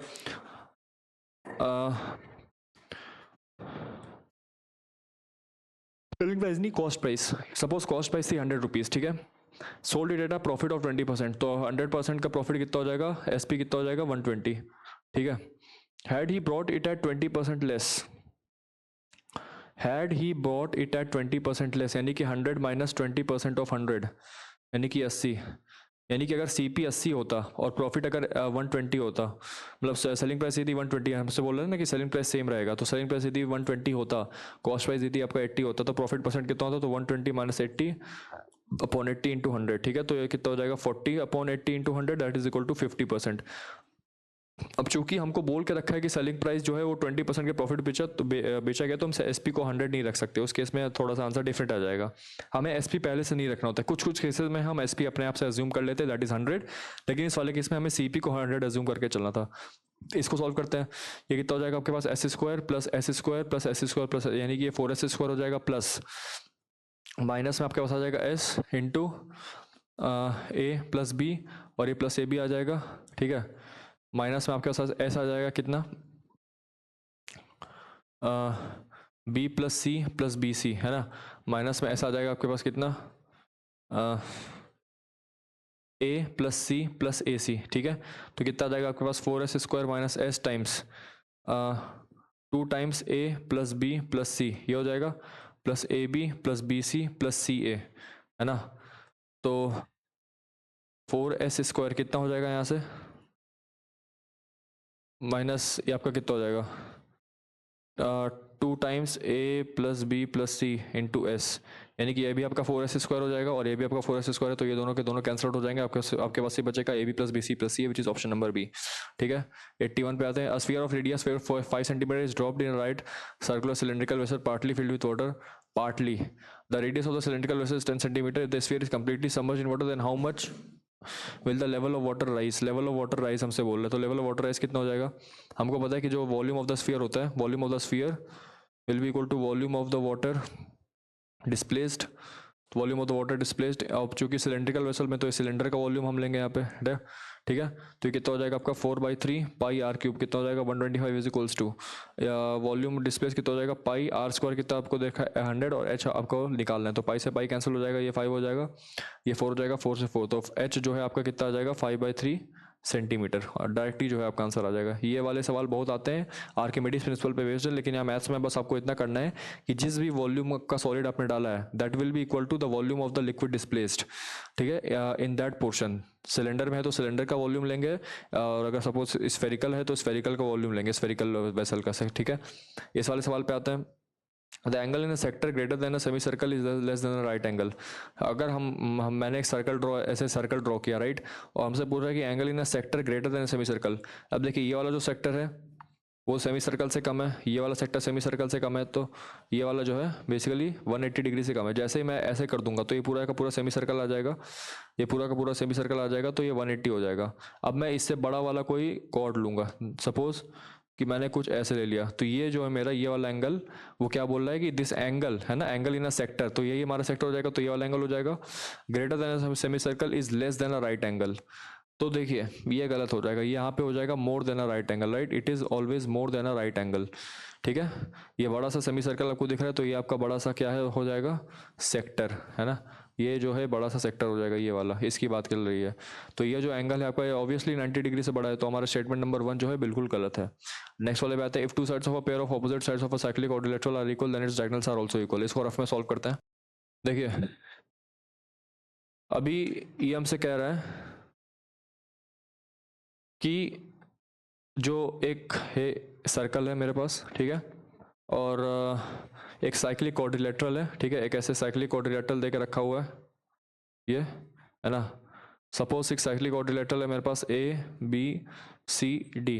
नाउ हमसे कह रहे हैं कि if two sides of a pair of opposite sides of a cyclic quadrilateral are equal then its diagonals are also equal, ठीक है। सपोज हमारे पास ये डायगोनल है ए सी और ये डायगोनल है बी डी, और ये सपोज ये पॉइंट ई पे जाके इंटरसेक्ट कर रहे हैं, राइट। अगर आप ध्यान से देखिए तो एंगल बी ए सी जो है आपका, अगर ये वाला एंगल बी ए सी अगर आप देखो तो एंगल बी डी सी के बराबर है, because the angles subtended by the same chord are equal, है ना। कॉर्ड बी सी का जो एंगल सबटेंडेड है that is angle B A C is equals to angle B D C, है ना, and angle A B D, यानी कि ये वाला जो एंगल है वो किसके बराबर हो जाएगा, एंगल ए सी डी के बराबर। Angle A B D will be equal to angle A C D, है ना, angle A C D angle. Now therefore we can say that triangle A B E, triangle ABE, triangle ABE is congruent to triangle DEC या triangle DCE, ठीक है। ये हम बोल सकते हैं ऐसा, क्योंकि ये वाला एंगल इसके ये वाला जो एंगल है वो इसके बराबर है और ये वाला जो एंगल है वो इसके बराबर है। और एक बात और, कैसे, AB की जो वैल्यू है वो CD के बराबर दे के रखी हुई है, ठीक है। और ए डी की जो वैल्यू है बी सी के बराबर दे रखी है। तो इन तीनों की मदद से हमने यहाँ पे बोल दिया कि ये वाले दोनों ट्रायंगल्स हमारे क्या हैं, कॉन्ग्रुएंट।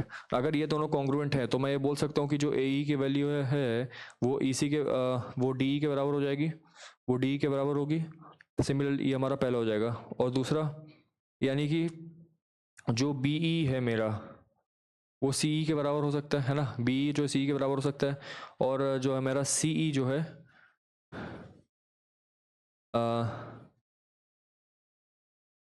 कहने का मतलब है कि सी जो है बी के बराबर हो जाएगा, है ना। तो दूसरा इक्वेशन 1 और 2 को जब ऐड करेंगे तो कितना आ जाएगा, A E plus C E, A E plus E C E is equal to D E plus E B.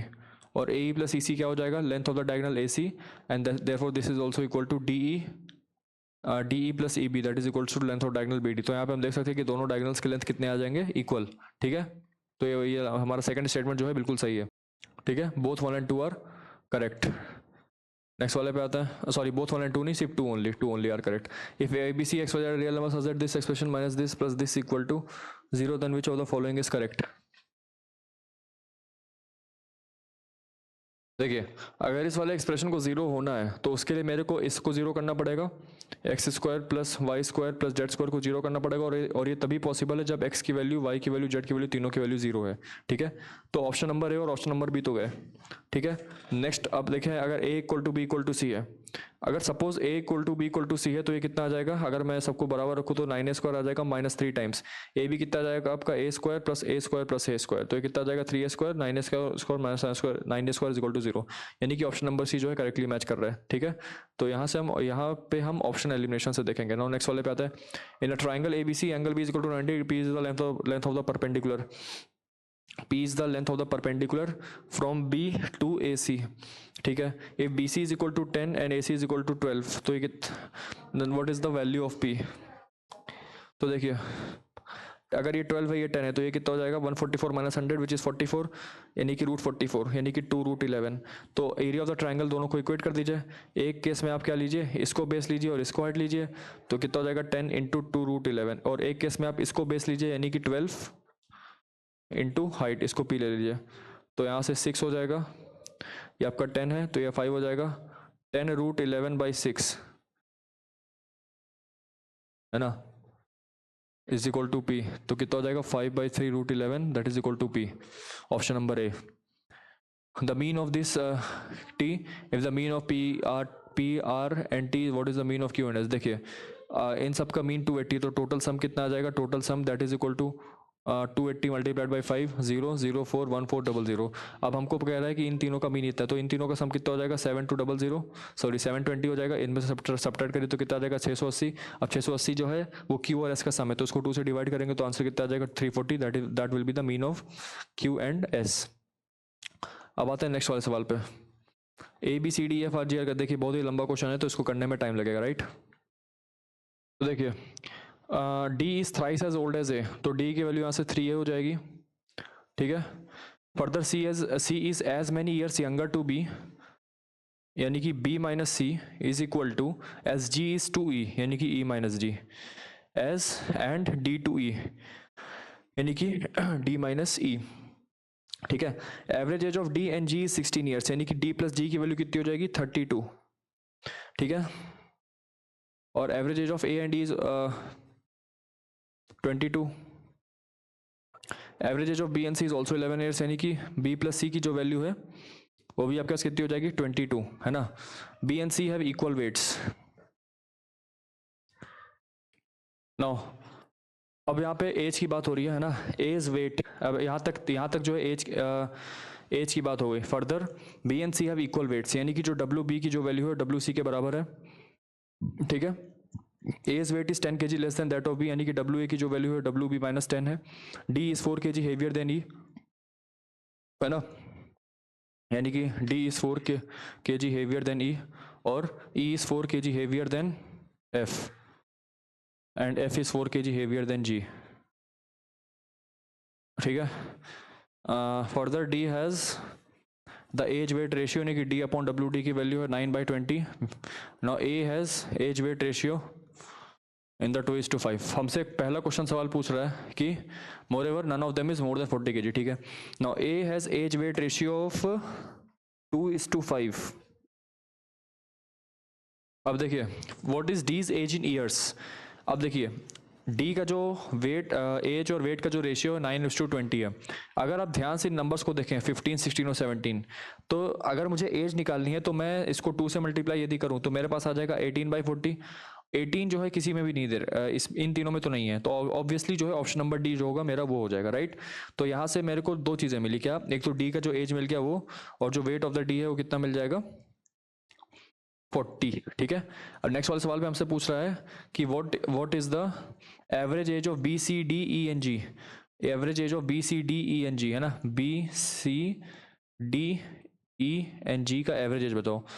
तो डी का तो हम निकाल ही चुके हैं, बी का कितना आ जाएगा यहाँ से, डी की वैल्यू 3 है। अच्छा, दूसरी बात, अब डी की वैल्यू 18 आ ही चुकी है, तो यहाँ से हम देख सकते हैं कि ए की वैल्यू कितनी आ जाएगी यहाँ से 6, है ना, ए की वैल्यू आ जाएगी 6। तो जब जैसे ए की वैल्यू आ जाएगी 6, तो 6 upon W A is equal to 2/5। तो यहाँ से डब्ल्यू ए कितना आ जाएगा आपका 15, ठीक है, डब्ल्यू ए 15 आ जाएगा, इस बात को ध्यान रखिएगा, ठीक है। अब नेक्स्ट वाला देखते हैं, हमसे किस किस का पूछा था, बी सी डी ई और जी, इन सब का एवरेज एज पूछा था, ठीक है। तो अगर मैं देखूं यहाँ से मेरे पास डी का आ चुका है ऑलरेडी, है ना। ए का मेरे पास कितना आ जाएगा, ए की एज कितनी आ जाएगी 15, sorry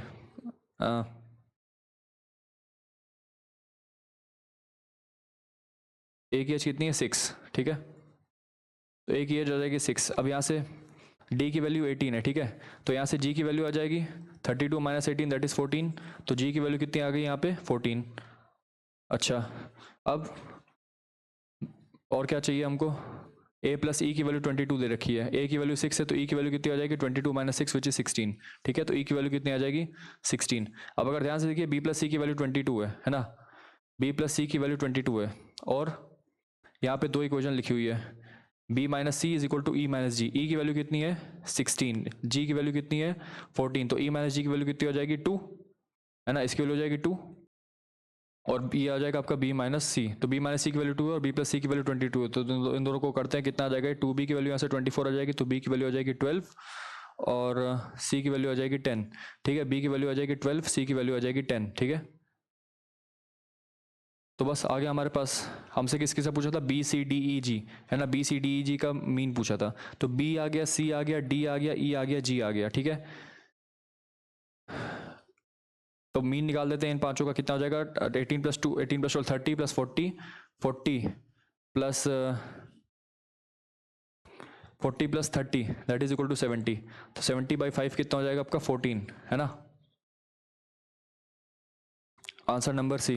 what is the difference between the weights in kg of G and C, यानी कि W G minus W C निकालना है ना, W G minus W C निकालना है। तो निकाल देते, डब्ल्यू ए आ चुका है मेरे पास, डब्ल्यू ए आ चुका है, डब्ल्यू डी भी आ चुका है, कितना 40, और डब्ल्यू ई कितना आ जाएगा आपके पास 36, है ना। डब्ल्यू डी आपके सॉरी डब्ल्यू ई आपके पास ये आ जाएगा। अब और क्या कह रहा था, E is 4 kg heavier than F and F is 4 kg heavier than, तो डब्ल्यू ई 36 आ जाएगा। तो डब्ल्यू एफ कितना आ जाएगा आपके पास 32, और डब्ल्यू जी कितना आ जाएगा आपके पास 28। आ गया, सब कुछ आ गया। अब हमसे क्या पूछ रहा है कि W G minus W C, तो W G minus W C कितना हो जाएगा 28। अच्छा, डब्ल्यू सी अभी निकालना है, डब्ल्यू सी कितना हो जाएगा फिर, डब्ल्यू सी के लिए कोई क्वेश्चन दी है क्या, डब्ल्यू बी की वैल्यू डब्ल्यू सी, अरे लेकिन है कितनी ये तो बताओ। डब्ल्यू ए आ चुका है 15, तो यहाँ से डब्ल्यू बी कितना आ जाएगा 25, तो यहाँ से डब्ल्यू सी भी आपका 25 आ जाएगा, ठीक है। तो हमसे क्या पूछा, W G minus W C, तो 28 minus 25 which will be equal to 3, है ना, which will be equal to 3। अब हमसे पूछा कि what is the average weight of A B C D E F G, यानी कि सबका एवरेज वेट पूछ रहा है, A B C D E F G सबका एवरेज वेट। तो ए का ये है, इसको मैं इससे मार्क करता हूँ, ए का ये है, बी का है, सी का है, डी का है, ई का है, एफ का है, जी का है, सबका आ चुका है। तो 25 इंटू 2 50 प्लस 15 कितना हो जाएगा 15 और 50 65 75 85 95 93 93 प्लस 32 कितना हो जाएगा 5 125। तो 125 प्लस 40 कितना हो जाएगा 165 36 1 201, ठीक है। तो टोटल सम कितना आ रहा है 201, है ना, और एवरेज वेट कितना हो जाएगा 201/7। तो answer option number A. Which of the consider following statements, the age of F can not be determined due to insufficient data. तो हम देख सकते हैं कि हमारे पास ए की एज आ गई, बी की एज आ गई, सी की आ गई, डी की आ गई, ई की आ गई, जी की आ गई, लेकिन एफ की नहीं आ पाई। Why, because we have insufficient data. तो हमारा जो है स्टेटमेंट 1 गलत, स्टेटमेंट 1 हमारा सही है, बिकॉज हम डिटरमाइन नहीं कर पाएंगे, right. So average weight of D and F is equal to that of E. तो average weight of D and E कितना हो जाएगा भाई, डी एंड एफ, तो डी और एफ का एवरेज वेट कितना हो जाएगा 40 + 32/2 दैट इज इक्वल टू 36। तो क्या ए का वेट कितना है 36, तो 36 इक्वल टू 36, तो आंसर नंबर 2 भी सही है, statement 2। The wait difference is maximum for D and A. D आपका 40 है, तो भैया मैक्सिमम जो सबसे बड़ा और सबसे छोटा हो जाएगा, तो सबसे छोटा तो आपका 15 ही है और सबसे बड़ा 40 है, तो ऑब्वियसली वेट डिफरेंस सबसे ज़्यादा मैक्सिमम होगा। तो यहाँ पे हमारे मेरे 1 और 2 और 3 तीनों की तीनों स्टेटमेंट हमारे सही हो जाएंगे, ठीक है। नेक्स्ट वाले सवाल पे आते हैं। देखिए अब फिर से वही पैटर्न का सवाल आ गया ना, एकदम डिफरेंट पैटर्न का सवाल आया है। वही मार्क ऑप्शन है, if can be answered by using one of the statements alone but not by the other, can be answered by using either statement alone, can be answered bye using both the statements together, है ना। तो देखिए पहले वाले सवाल पे आते हैं। If M is greater than N, if M N N are real numbers, statement 1। आप यदि एम को देखो तो एम क्या क्या लिखा हुआ है आपका 1 - p क्यूब, और जो आपका एन लिखा है वो क्या लिखा हुआ है 1 + p क्यूब, ठीक है। देखिए अगर यहाँ पे अनलेस एंड अनटिल p को स्पेसिफाई नहीं किया ना इस वाले स्टेटमेंट पे, it does not specify, p is not specified, है ना, p इज नॉट स्पेसिफाइड, ठीक है। तो p नेगेटिव भी हो सकता है, और अगर p नेगेटिव हुआ, सपोज अब मान लेते हैं अगर p पॉजिटिव है, राइट, p पॉजिटिव है, तो यहाँ से हम देख सकते हैं कि जो m की जो वैल्यू है वो लेस देन n आ रही है, ठीक है। m की जो वैल्यू हो लेस देन आ रही है if p is positive number. So हम कहें कि m ग्रेटर देन n है, फिर m and n are real numbers, तो ये पॉसिबल नहीं है। हम यहाँ पे इसका जवाब नहीं दे पाएंगे, वाई, क्योंकि ये पॉसिबल है भी और ये पॉसिबल नहीं भी, अनलेस एंड अनटिल आप p को स्पेसिफाई करो कि p greater than 0, p less than 0। अगर p लेस देन 0 है तो इस वाले केस में m जो है n से बड़ा हो जाएगा, लेकिन चूंकि यहाँ पे p स्पेसिफाइड नहीं है तो स्टेटमेंट नंबर 1 तो अलोन इसको आंसर नहीं कर पाएगा। तो क्या स्टेटमेंट नंबर 2 कर पाएगा, देखिए m is equal to P N, m is equal to P N दे रखा हुआ है। यदि मैं बात करूँ m/n is equal to p positive होगा तो m ग्रेटर देन n हो जाएगा, p नेगेटिव होगा तो m लेस देन n हो जाएगा। तो वही सेम टू सेम वही चीज़ है कि यहाँ पे भी p को स्पेसिफाई नहीं किया कि p क्या है, p एक पॉजिटिव नंबर है कि p एक नेगेटिव नंबर है, क्योंकि p अगर पॉजिटिव होगा तो m जो है एक अच्छा m जो है बड़ा नंबर हो जाएगा n से, p नेगेटिव होगा तो m छोटा हो जाएगा। तो ये दोनों के दोनों ही स्टेटमेंट हमारे इसको एक्सप्लेन कर पाने में असमर्थ हैं कि क्या m ग्रेटर देन n है। तो हमारा जो है आंसर नंबर डी हो जाएगा, mark option D if the question can not be answered even by using both the statements together. So that's why even using both the statements together we can not answer that whether m is greater than n और not. ठीक है। Now what is the root of the quadratic equation with real coefficients if one of the roots, other root हमसे पूछ रहा है one of the root, ये तो product of the roots ये है। सपोज दूसरा रूट बीटा है तो बीटा की वैल्यू आपको यहाँ से -3/2 दे के रखी हुई है, 3 + √10, माइनस से माइनस कैंसिल आउट हो जाएगा तो आपके पास आ जाएगा 2 से 2 कैंसिल आउट हो जाएगा तो 4 + √10 है ना, -3 × 3 + √10 अपॉन 4 + √10। ठीक है, ये आ जाएगा तो 4 - √10 ऊपर जाएगा तो मेरे पास ये दूसरा रूट आ जाएगा, यानी कि प्रोडक्ट ऑफ द रूट्स की मदद से मैं दूसरा रूट निकाल सकता हूँ। स्टेटमेंट 1 सही है। दूसरा the sum of the roots of the quadratic equation is -1, तो इससे भी निकाल सकता हूँ है ना, इससे भी निकाला जा सकता है। ठीक है, मतलब आप चाहे अदर रूट हमको फाइंड करना है तो अदर रूट के लिए आप चाहे प्रोडक्ट लगा दो, क्योंकि हमारे पास प्रोडक्ट ऑफ द रूट्स आ चुका है तो वहाँ से एक रूट आ जाएगा, और यहाँ से अगर आप सम भी लगा दोगे तो दोनों आ जाएगा। तो इसका क्या हो जाएगा, statement number B, that is it can be answered by either of the statements, है ना, दोनों में से किसी भी स्टेटमेंट से आप इसको लगा सकते हैं। नेक्स्ट वाले सवाल पे आते हैं, क्या बोल रहा है, what is the 3-digit number which is divisible by 10। Let us suppose the number or the 3-digit number is A, B, C. So the number will be 100 times A plus 10 times B plus C. That will be our number. Now since it is divisible by 10, therefore C will be equal to 10. C will be equal to 0. क्योंकि कोई भी number यदि 10 से divisible है तो उसका जो unit digit है वो 0 आ जाएगा। तो इस केस में जो आपका C है वो 0 आएगा। अच्छा, हमसे पूछा कि 3-digit नंबर क्या हम इन दोनों स्टेटमेंट की मदद से बता सकते हैं। तो देखते हैं, if the digit in the 100th place and 10th place of the digit in 100th place and 10th place of the number are interchange, यानी कि नंबर क्या बन जाएगा BAC, the resulting number is diminished यानी कि bye 180, यानी कि 100A plus 10B minus C, ये हमारा ओरिजिनल नंबर था, और जब हमने B और A को इंटरचेंज किया तो क्या बन जाएगा हमारा 100B plus 10A minus plus C। और ये जो है ये जो नया नंबर है ये पुराने वाले नंबर से 180 छोटा है, तो 100A minus 10A will be equal to 90A and 10B minus B is equal to 90B, और ये C तो C कैंसिल आउट हो ही जाएगा। ठीक है, तो A माइनस B की वैल्यू कितनी आ जाएगी यहाँ से 2। दूसरा अगर हम इसकी बात करें, the digit in 100th place is halved यानी कि A/2 and the unit place of the if the digit in 100th place is halved and the digit in 10th place and the unit place of the number are exchanged, तो number क्या बन जाएगा मेरे पास A/2CB, है ना, A/2CB। So the resulting number is diminished by 336। कहने का मतलब ये है कि फिर से वही चीज़ 100A plus 10B plus C minus में क्या हो जाएगा आपके पास 50A, है ना, 50A plus 10C minus B। ठीक है, अब हमको पता है C की वैल्यू तो 0 है, अब C की वैल्यू 0 तो ये तो कैंसिल आउट हो जाएगा। 10B plus 100A minus 50A will be equal to 50A। No 10B plus B is equal to 11B। ठीक है, that is equal to 336। Sorry, ये प्लस होगा ना, तो प्लस होगा तो ये माइनस हो जाएगा, तो 10B minus 9B is equal to 9 plus 9B। ठीक है,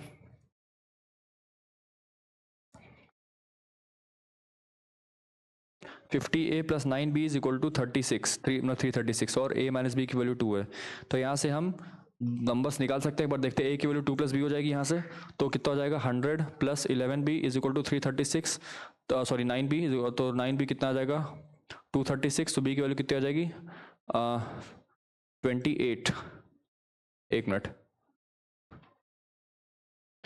109B हो जाएगा ना, 109B, तो 109B इज इक्वल टू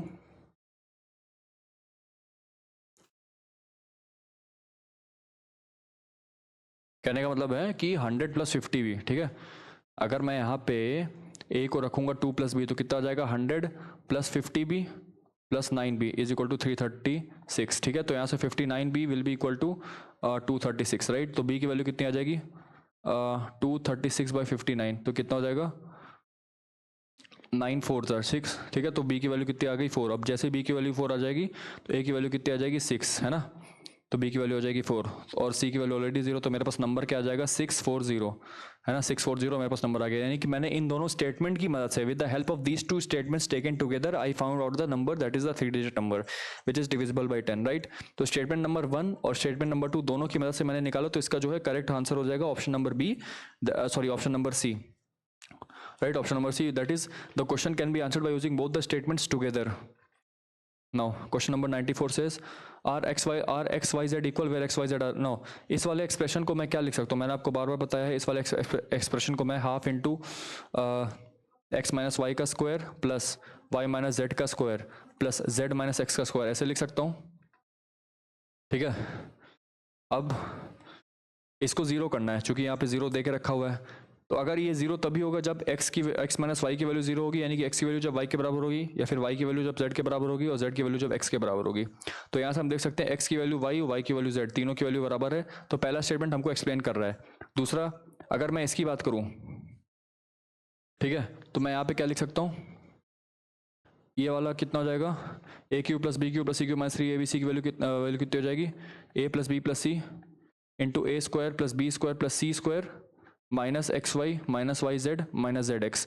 अब यदि इसको जीरो होना है तो ये वाला टर्म जीरो होगा, है ना, ये वाला टर्म जीरो हो जाएगा, X plus Y plus Z equal to zero, है ना, X plus Y plus Z equal to zero. अब इसको जीरो होने के लिए ये ज़रूरी नहीं है कि एक्स की वैल्यू वाई की वैल्यू जेड की वैल्यू, और तभी पॉसिबल होगा जब ये तीनों की तीनों जीरो हो जाएंगे, लेकिन ये तो पॉसिबल है नहीं, ये तो जो है पॉसिबल है नहीं। तो एक्स जो है ये तीनों की तीनों ज़रूरी नहीं है कि इक्वल हो, ज़रूरी नहीं कि इक्वल हो। कहने का मतलब है कि अगर x आपका -2 है, y आपका -1 है, तो z आपका 3 भी हो सकता है। तो ये तीनों की तीनों इक्वल नहीं है ना, इक्वल हो भी सकते हैं, नहीं भी हो सकते हैं। तो स्टेटमेंट नंबर 2 जो है जनरलाइज स्टेटमेंट नहीं है, तो ये गलत हो जाएगा। सिर्फ और सिर्फ alone statement 1 is explaining the above question, right, तो इसका हो जाएगा ए। नेक्स्ट वाले पे आते हैं, what is the ratio of x to y to z equal to if this is not equal to 0। तो देखते हैं इसको, देखिए इस वाले क्वेश्चन को कैसे सॉल्व करेंगे। सपोज ये हमको पहली स्टेटमेंट दी हुई है, तो इसको हम सॉल्व करते हैं, कितना आ जाएगा, X square plus X Z is equal to Y Z.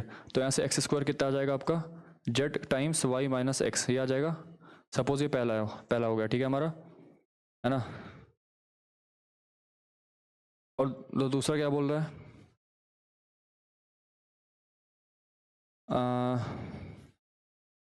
ये वाला, अगर इस वाले स्टेटमेंट को देखें तो कितना आ जाएगा, Z square minus Y Z is equal to X square, है ना।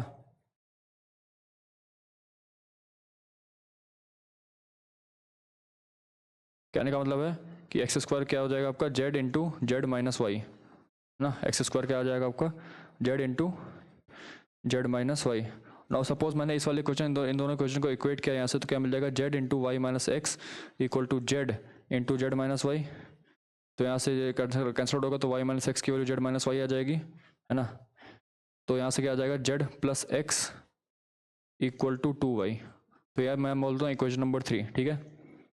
अब इस वाले इक्वेशन को, ये जो इक्वेशन आई थी आपके पास, ये X square X into X plus Z is equal to Y Z, है ना, X into X plus Z is equal to Y Z. तो इसको इससे डिवाइड करिए, है ना, divide this equation by this equation, ठीक है। तो मैं इन दोनों को डिवाइड करूंगा, तो मेरे पास क्या बनेगा, x is equal to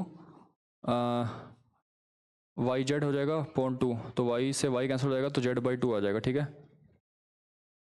x equal to Z by 2, मतलब कहने का मतलब है कि जो मेरा x बाई जेड आया वो कितना आ जाएगा, 1:2, ठीक है। x इज टू जेड कितना आ जाएगा, 1:2 यहाँ से। अच्छा, अब इसी इक्वेशन में x को z बाई 2 रख देते हैं। x को जैसे मैंने z बाई 2 रखा, तो कितना आ जाएगा, 3z by 2 is equal to 2y। तो y बाई जेड कितना आ जाएगा आपका यहाँ से,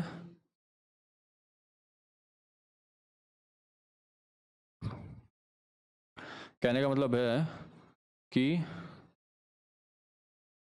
सपोज ये दोनों हमारे पास रेशियो आ चुके हैं, ठीक है, ये दोनों रेशियो आ गए। सपोज ये k है, तो k:2k का रेशियो होगा।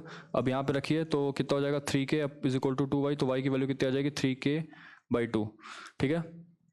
तो मेरे पास x is to Y to Z कितना आ जाएगा, k is to 3k by 2 is to 2k, तो कितना आ जाएगा, 1:3 बाई 2 इज टू 2 से मल्टीप्लाई कर देंगे, तो 2:6 is to 4, sorry 2:3 is to 4, ठीक है।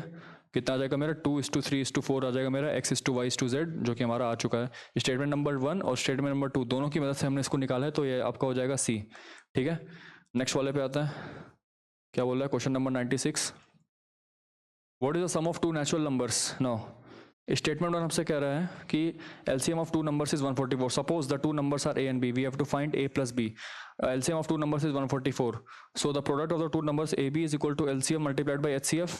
Okay, now suppose one of the numbers is 72, जो कि हमको गिवन है। तो अगर a की वैल्यू 72 है, अगर मैं दोनों स्टेटमेंट को साथ में लूँ तो 72 अपॉन LCM कितना है मेरा 144, that is equal to b is into H. तो b की वैल्यू कितनी हो जाएगी 144/72 into H, that is equal to 2h, है ना। तो b की जो वैल्यू है वो 2 टाइम्स HCF आ रही है। अब हमसे कह रहे हैं कि भाई सम ऑफ टू नेचुरल नंबर्स निकालो, जबकि जब तक हमको HCF नहीं पता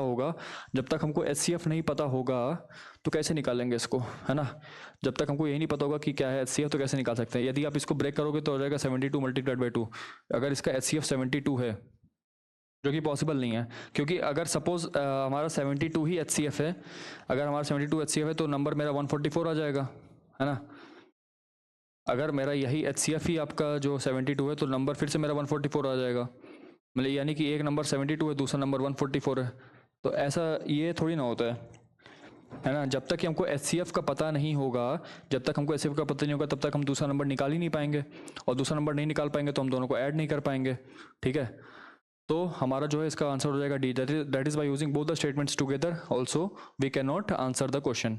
नेक्स्ट वाले सवाल पे आते हैं। अभी आला क्वेश्चन नंबर 97, क्या बोल रहा है, if average of the largest is average of the largest and smallest of 4 given numbers greater than the average of the 4 numbers, the suppose the numbers are a which is greater than b greater than c greater than d, है ना। ये order है मेरा। ठीक है, statement 1 हमसे बोल रहा है क्या, स्टेटमेंट 1 हमसे बोल रहा है यहाँ पे कि the difference between the largest, है ना, the difference between the largest and the second largest numbers is less then the difference, यानी कि डिफरेंस बिटवीन द लार्जेस्ट हो जाएगा a and minus d is greater then and the second largest numbers, यानी कि second largest तो b हो जाएगा, is greater then, कहने का मतलब है कि a minus b is less then the difference between the second smallest and the smallest c minus d। ठीक है, ये बताना की कोशिश कर रहा है। कहने का ये मतलब है कि a minus C is less than b minus D. ठीक है, देखिए यहां से अगर पहले वाले स्टेटमेंट की बात करें तो मेरे पास क्या आ रहा है, a plus d is less than b plus c. अगर मैं इसका एवरेज निकालूँ, average of the largest and the smallest number क्या हो जाएगा, a प्लस डी बाई 2, तो क्या ये greater than average of the 4 numbers होगा, यानी कि a plus b plus C plus D by 4। इसको मैं अगर सॉल्व करूँगा तो हो जाएगा 2a plus 2d is greater than a plus b plus C plus d. तो a plus d is greater than b plus c, मेरे पास ये निकल के आ रहा है। ठीक है, a plus d must be greater than b plus c. तो क्या यहाँ पे ये बता पा रहा है, क्या ये वाला स्टेटमेंट कंक्लूड कर पा रहा है a plus d is greater than b plus c. तो देखिए बता तो रहा है कि मतलब ये less than b plus c आएगा, यानी कि इसका आंसर इस वाले स्टेटमेंट से तो नो आएगा। ठीक है, इसका आंसर इस वाले स्टेटमेंट से तो नो आएगा। ठीक है, तो यानी कि ये बता तो पा रहा है, ये कन्वे कर पा रहा है कि यस या नो में कुछ तो बता पा रहा है, राइट। तो a प्लस डी इज यहाँ पे लेस देन b प्लस सी आ रहा है, आना चाहिए था ग्रेटर देन b प्लस सी, यानी कि this statement alone is conveying this. Now suppose if we take this statement, then the difference between the largest and the smallest, यानी कि a minus d is greater than the difference between the second largest which is b and the second smallest which is c. तो a plus c is greater than b plus d। तो ये नहीं convey कर पा रहा है, ये convey नहीं कर पा रहा है। ठीक है, तो स्टेटमेंट नंबर 2 नहीं कर पाएगा, स्टेटमेंट नंबर 1 अलोन इसको कन्वे कर दे रहा है कि ये इसका एवरेज बड़ा होगा कि नहीं होगा, राइट। नेक्स्ट वाले पे आता है क्वेश्चन नंबर 98, क्या बोल रहा है, if a is a minus b plus c is greater than a plus b minus c where a b c are real numbers। तो देखिए इन टाइप के क्वेश्चंस में ना कभी भी ये बिल्कुल श्योरिटी नहीं होती कि b नेगेटिव होगा तो ये बड़ा हो जाएगा, c नेगेटिव होगा तो ये छोटा हो जाएगा। सपोज अगर b नेगेटिव है, ठीक है, b अगर नेगेटिव है, मैंने लिया -6, ठीक है, सपोज, तो अगर a प्लस 6 प्लस c हो जाएगा, क्या ये ग्रेटर देन है a माइनस 6 माइनस c के। अब देखिएगा ध्यान से, अगर मैं a को 12 ले लूँ, b को सपोज मैं क्या ले लूँ यहाँ पे -24 ले लूँ, है ना, b को मैंने -24 ले लिया, तो 12 प्लस 6 18 18 -24 कितना हो जाएगा -6। क्या -6 इससे बड़ा है, 12 माइनस 6 6 6 माइनस माइनस 24 यानी कि 30। तो क्या माइनस 6 30 से बड़ा है? माइनस 6 30 से बड़ा है? नहीं, नहीं बड़ा है। तो कभी भी ये जनरलाइज्ड केसेस नहीं होते हैं, ये हमेशा स्पेसिफिक केसेस होते हैं, स्पेसिफिक कंडीशंस को सेटिस्फाई करते हैं, कुछ केसेस के लिए चलते हैं, जनरलाइज्ड केस नहीं है ये, ठीक है। बी नेगेटिव, मैंने माइनस 6 लिया, मतलब बी को नेगेटिव लिया, सपोज मैंने ए को 12 ले लिया, सी को मैंने मतलब माइनस 24 ले लिया, तो ये कभी चल पाएगा? कभी नहीं चल पाएगा, ठीक है। है ना? कहने का मतलब है कि यदि बी को मैं माइनस 6 ले लूँ, यहाँ पे ए को मैंने 12 रखा, सी को मैंने माइनस 24 रखा, तो कितना हो जाएगा? 12 माइनस 6 6 6 माइनस 24 इज माइनस 18, है ना। ये आ जाएगा माइनस 18, क्या ग्रेटर देन इससे है, तो कितना आ जाएगा? 12 ए plus B, A plus B कितना हो जाएगा? 12 plus minus 24 that is minus 12, minus 12 plus 6 यानी कि माइनस 6। देखिए एक बार इसको फिर से समझिए, ठीक है, फिर से। बी नेगेटिव है, ठीक है, तो बी को मैं कुछ भी ले सकता हूँ, बी नेगेटिव है तो मैं बी को कुछ भी ले सकता हूँ इन केस, है ना। तो यदि मैंने बी को सपोज -1 लिया, है ना, तो ये कितना हो जाएगा? ए plus 1 plus c is greater than a plus B minus c, ये हो जाएगा। अब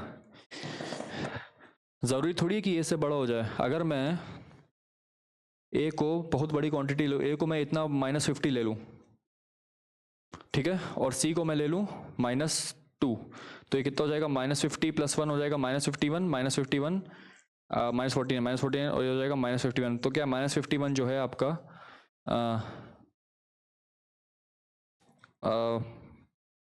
-49 से बड़ा है? क्या -51 आपका -49 से बड़ा है? नहीं, तो ये गलत है। तो बी जो है नेगेटिव, ये हमेशा नहीं, कुछ कुछ केसेस में सही हो सकता है, ऑल में नहीं। अब सी नेगेटिव, इसको भी देख लेते हैं। अगर सी सपोज है आपका -1, तो कितना हो जाएगा? ए माइनस बी, -1 क्या इससे बड़ा है? ए प्लस बी माइनस सी, यानी कि ए प्लस बी प्लस 1, क्या ये इससे बड़ा है? अब यदि मैं ए को 5 ले लूँ, बी को 6 ले लूँ, तो 5 माइनस 6 -1 हो जाएगा -2, -2 क्या 11 प्लस 1 12 से बड़ा है? नहीं बड़ा है। तो ये भी वही, यही भी इसी का भी वही सेम कैसे कि ये सिर्फ स्पेसिफिक केसेस के लिए चलेगा, ये जनरलाइज्ड केस नहीं है, ठीक है। तो ये दोनों ही स्टेटमेंट इसको एक्सप्लेन कर पाने में असमर्थ हैं, इसलिए इसका हो जाएगा डी, ठीक है। नेक्स्ट वाले पे आते हैं। अब ये वाला क्वेश्चन देखिए, इसको हम रफ में करते हैं, ठीक है। पहला हमसे बोल रहा है क्या कि what is the cost of 15 pens, 21 pencils, है ना, एंड 18 नोटबुक्स, कि हमसे कॉस्ट पूछ रहा है। स्टेटमेंट 1 हमारे पास गिवन है कि cost of 7 pens plus 6 pencils and 5 notebooks was equal to 200, और स्टेटमेंट नंबर 2 हमसे क्या बोल रहा है? Cost of 3 pens, 8 pencils and 7 notebooks is 210, ठीक है। अब देखिए ध्यान से, let us suppose the cost of 1 pen is x, cost of 1 pen is x, है ना, तो ये हो जाएगा 15x, cost of 1 pencil is y and cost of this is z, तो 18z is equal to question mark, ये हमको निकालना है। हमको ऑलरेडी ये दे रखा हुआ है 7x plus 6y plus 5z is equal to 200, और 3x plus 8y plus 7z is equal to 210, ठीक है, ये दे रखा है। अब मैं क्या करूंगा, let us suppose let this expression 15x plus 21y plus 18z is equal to lambda times 7x plus 6y plus 5z plus mu times 3x plus 8y plus 7z, ठीक है। अब हम क्या करेंगे, यहाँ पे इस पूरे एक्सप्रेशन को 8 से मल्टीप्लाई कर देते हैं, तो कितना हो जाएगा ये? यहाँ से जो आपका 15 आया, अगर मैं इसको कंपेयर करूँगा तो 15 कितना आ जाएगा आपका? 7 लैम्डा प्लस 3 म्यू, 21 कितना आ जाएगा आपका? 6 लैम्डा प्लस 8 म्यू, और यहाँ से 18 कितना आ जाएगा आपका? 5 लैम्डा प्लस 7 म्यू, ठीक है। इस पूरे एक्सप्रेशन को 8 से मल्टीप्लाई करते हैं, इस पूरे एक्सप्रेशन को 3 से मल्टीप्लाई करते हैं, ताकि हम म्यू एलिमिनेट कर पाए। तो 120 is equal to 56 lambda plus 24 mu, और यहाँ से आप देख सकते हो क्या कि 63 is equal to 18 lambda plus 24 mu, ये कटेगा यहाँ से 56 माइनस 18 कितना हो जाएगा? 46, 36, 38 हो जाएगा, 38 लैम्डा इज इक्वल टू 757, ठीक है। तो लैम्डा आपका कितना आ जाएगा 57/38, यानी कि लैम्डा कितना आ जाएगा आपका 3/2। लैम्डा जैसे 3/2 आया तो म्यू कितना आ जाएगा आपका, अगर यहाँ पे रखेंगे तो 21 इज इक्वल टू 9 + 8 म्यू, ठीक है। तो 8 म्यू कितना जाएगा आपका 12, तो म्यू कितना जाएगा आपका यहाँ से भी 3/2, ठीक है। तो अब यही जो लैम्डा और म्यू जो है यहाँ पे उठा के रखते हैं इसको, क्या ये इसको सेटिस्फाई कर रहा है, देख लेते हैं एक बार। 5 × 3/2 plus 7 × 3/2, so 18 can be written as 15 plus 21/2, that is equal to 36/2 and that is equal to 18। तो फाइनली जो है मेरा 18 जो है यहाँ पे सेटिस्फाई कर रहा है इसको। तो लैम्डा और म्यू की ये दोनों की दोनों वैल्यूज हैं एक्सेप्टेबल, ठीक है। लैम्डा और म्यू की जो है ये दोनों वैल्यूज एक्सेप्टेबल है। तब हमने क्या किया था, हमने यहाँ पे क्या अज्यूम किया था कि इसकी जो कॉस्ट है, इसकी जो वैल्यू है जो कि क्वेश्चन मार्क है, तो क्वेश्चन मार्क क्या हो जाएगा, now it is lambda times this, यानी कि लैम्डा कितना हो जाएगा आपका 3/2। 3/2 इंटू ये इसकी वैल्यू कितनी दी हुई थी हमको 200, प्लस म्यू कितना था 3/2 और इसकी वैल्यू कितनी दी हुई थी 210, तो कितना हो गया 300 प्लस 105 मल्टीप्लाइड बाई 3, 315, ठीक है। तो कितना हो जाएगा 615, राइट। तो मैंने क्या किया, मैंने इन दोनों की मदद से, इन दोनों की हेल्प से, है ना, इन दोनों की हेल्प की मदद से मैंने यहाँ की इसकी कॉस्ट निकाली कितनी 615 रुपीज़, ठीक है। तो यहाँ पे जो है इसका हो जाएगा A option, that is sorry C option, मतलब कि इन दोनों स्टेटमेंट्स के हेल्प की मदद से मैंने इसको निकाला है, ठीक है। इसका क्या हो जाएगा सी। अब आते हैं लास्ट वाले पे, हमसे बोला what is the area of the triangle inscribed in a semi circle with diameter. अगर आप इस वाले स्टेटमेंट को देखें, हमसे पूछा है कि area of the circle inscribed in a semi circle with diameter as the base, यानी कि ये है और ये ऐसे है ना, ये ऐसे जा रहा है। तो the diameter of the semi circle is 20 centimetre. देखिए सिर्फ डायमीटर दे देने से, सिर्फ डायमीटर दे देने से मैं ये नहीं बता पाऊंगा कि इसका एरिया क्या है। क्यों? क्योंकि मेरे को उसके लिए ऑल्टीट्यूड चाहिए होगा। ये तो बेस हो गया, ये तो आपका बेस हो गया।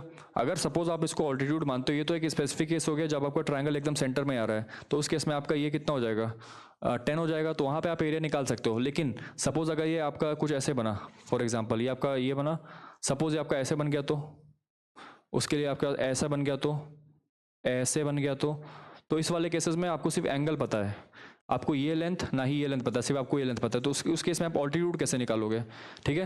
तो इस वाला स्टेटमेंट जो है अलोन सिर्फ डायमीटर दे देने से सफिशिएंट नहीं होगा इसको बताना। अब इसकी बात करें, 2 shorter sides of the triangle are 12 centimetre and 16 centimetre. अब हमको इतना पता है कि आप कोई भी ऐसा ट्रायंगल बनाओ, कोई भी, तो ये हमेशा राइट एंगल बनाता है, और राइट एंगल में जो परपेंडिकुलर वाली साइड्स होती हैं वो हमेशा शॉर्टर होती है, तो 12 16 हो जाएगा।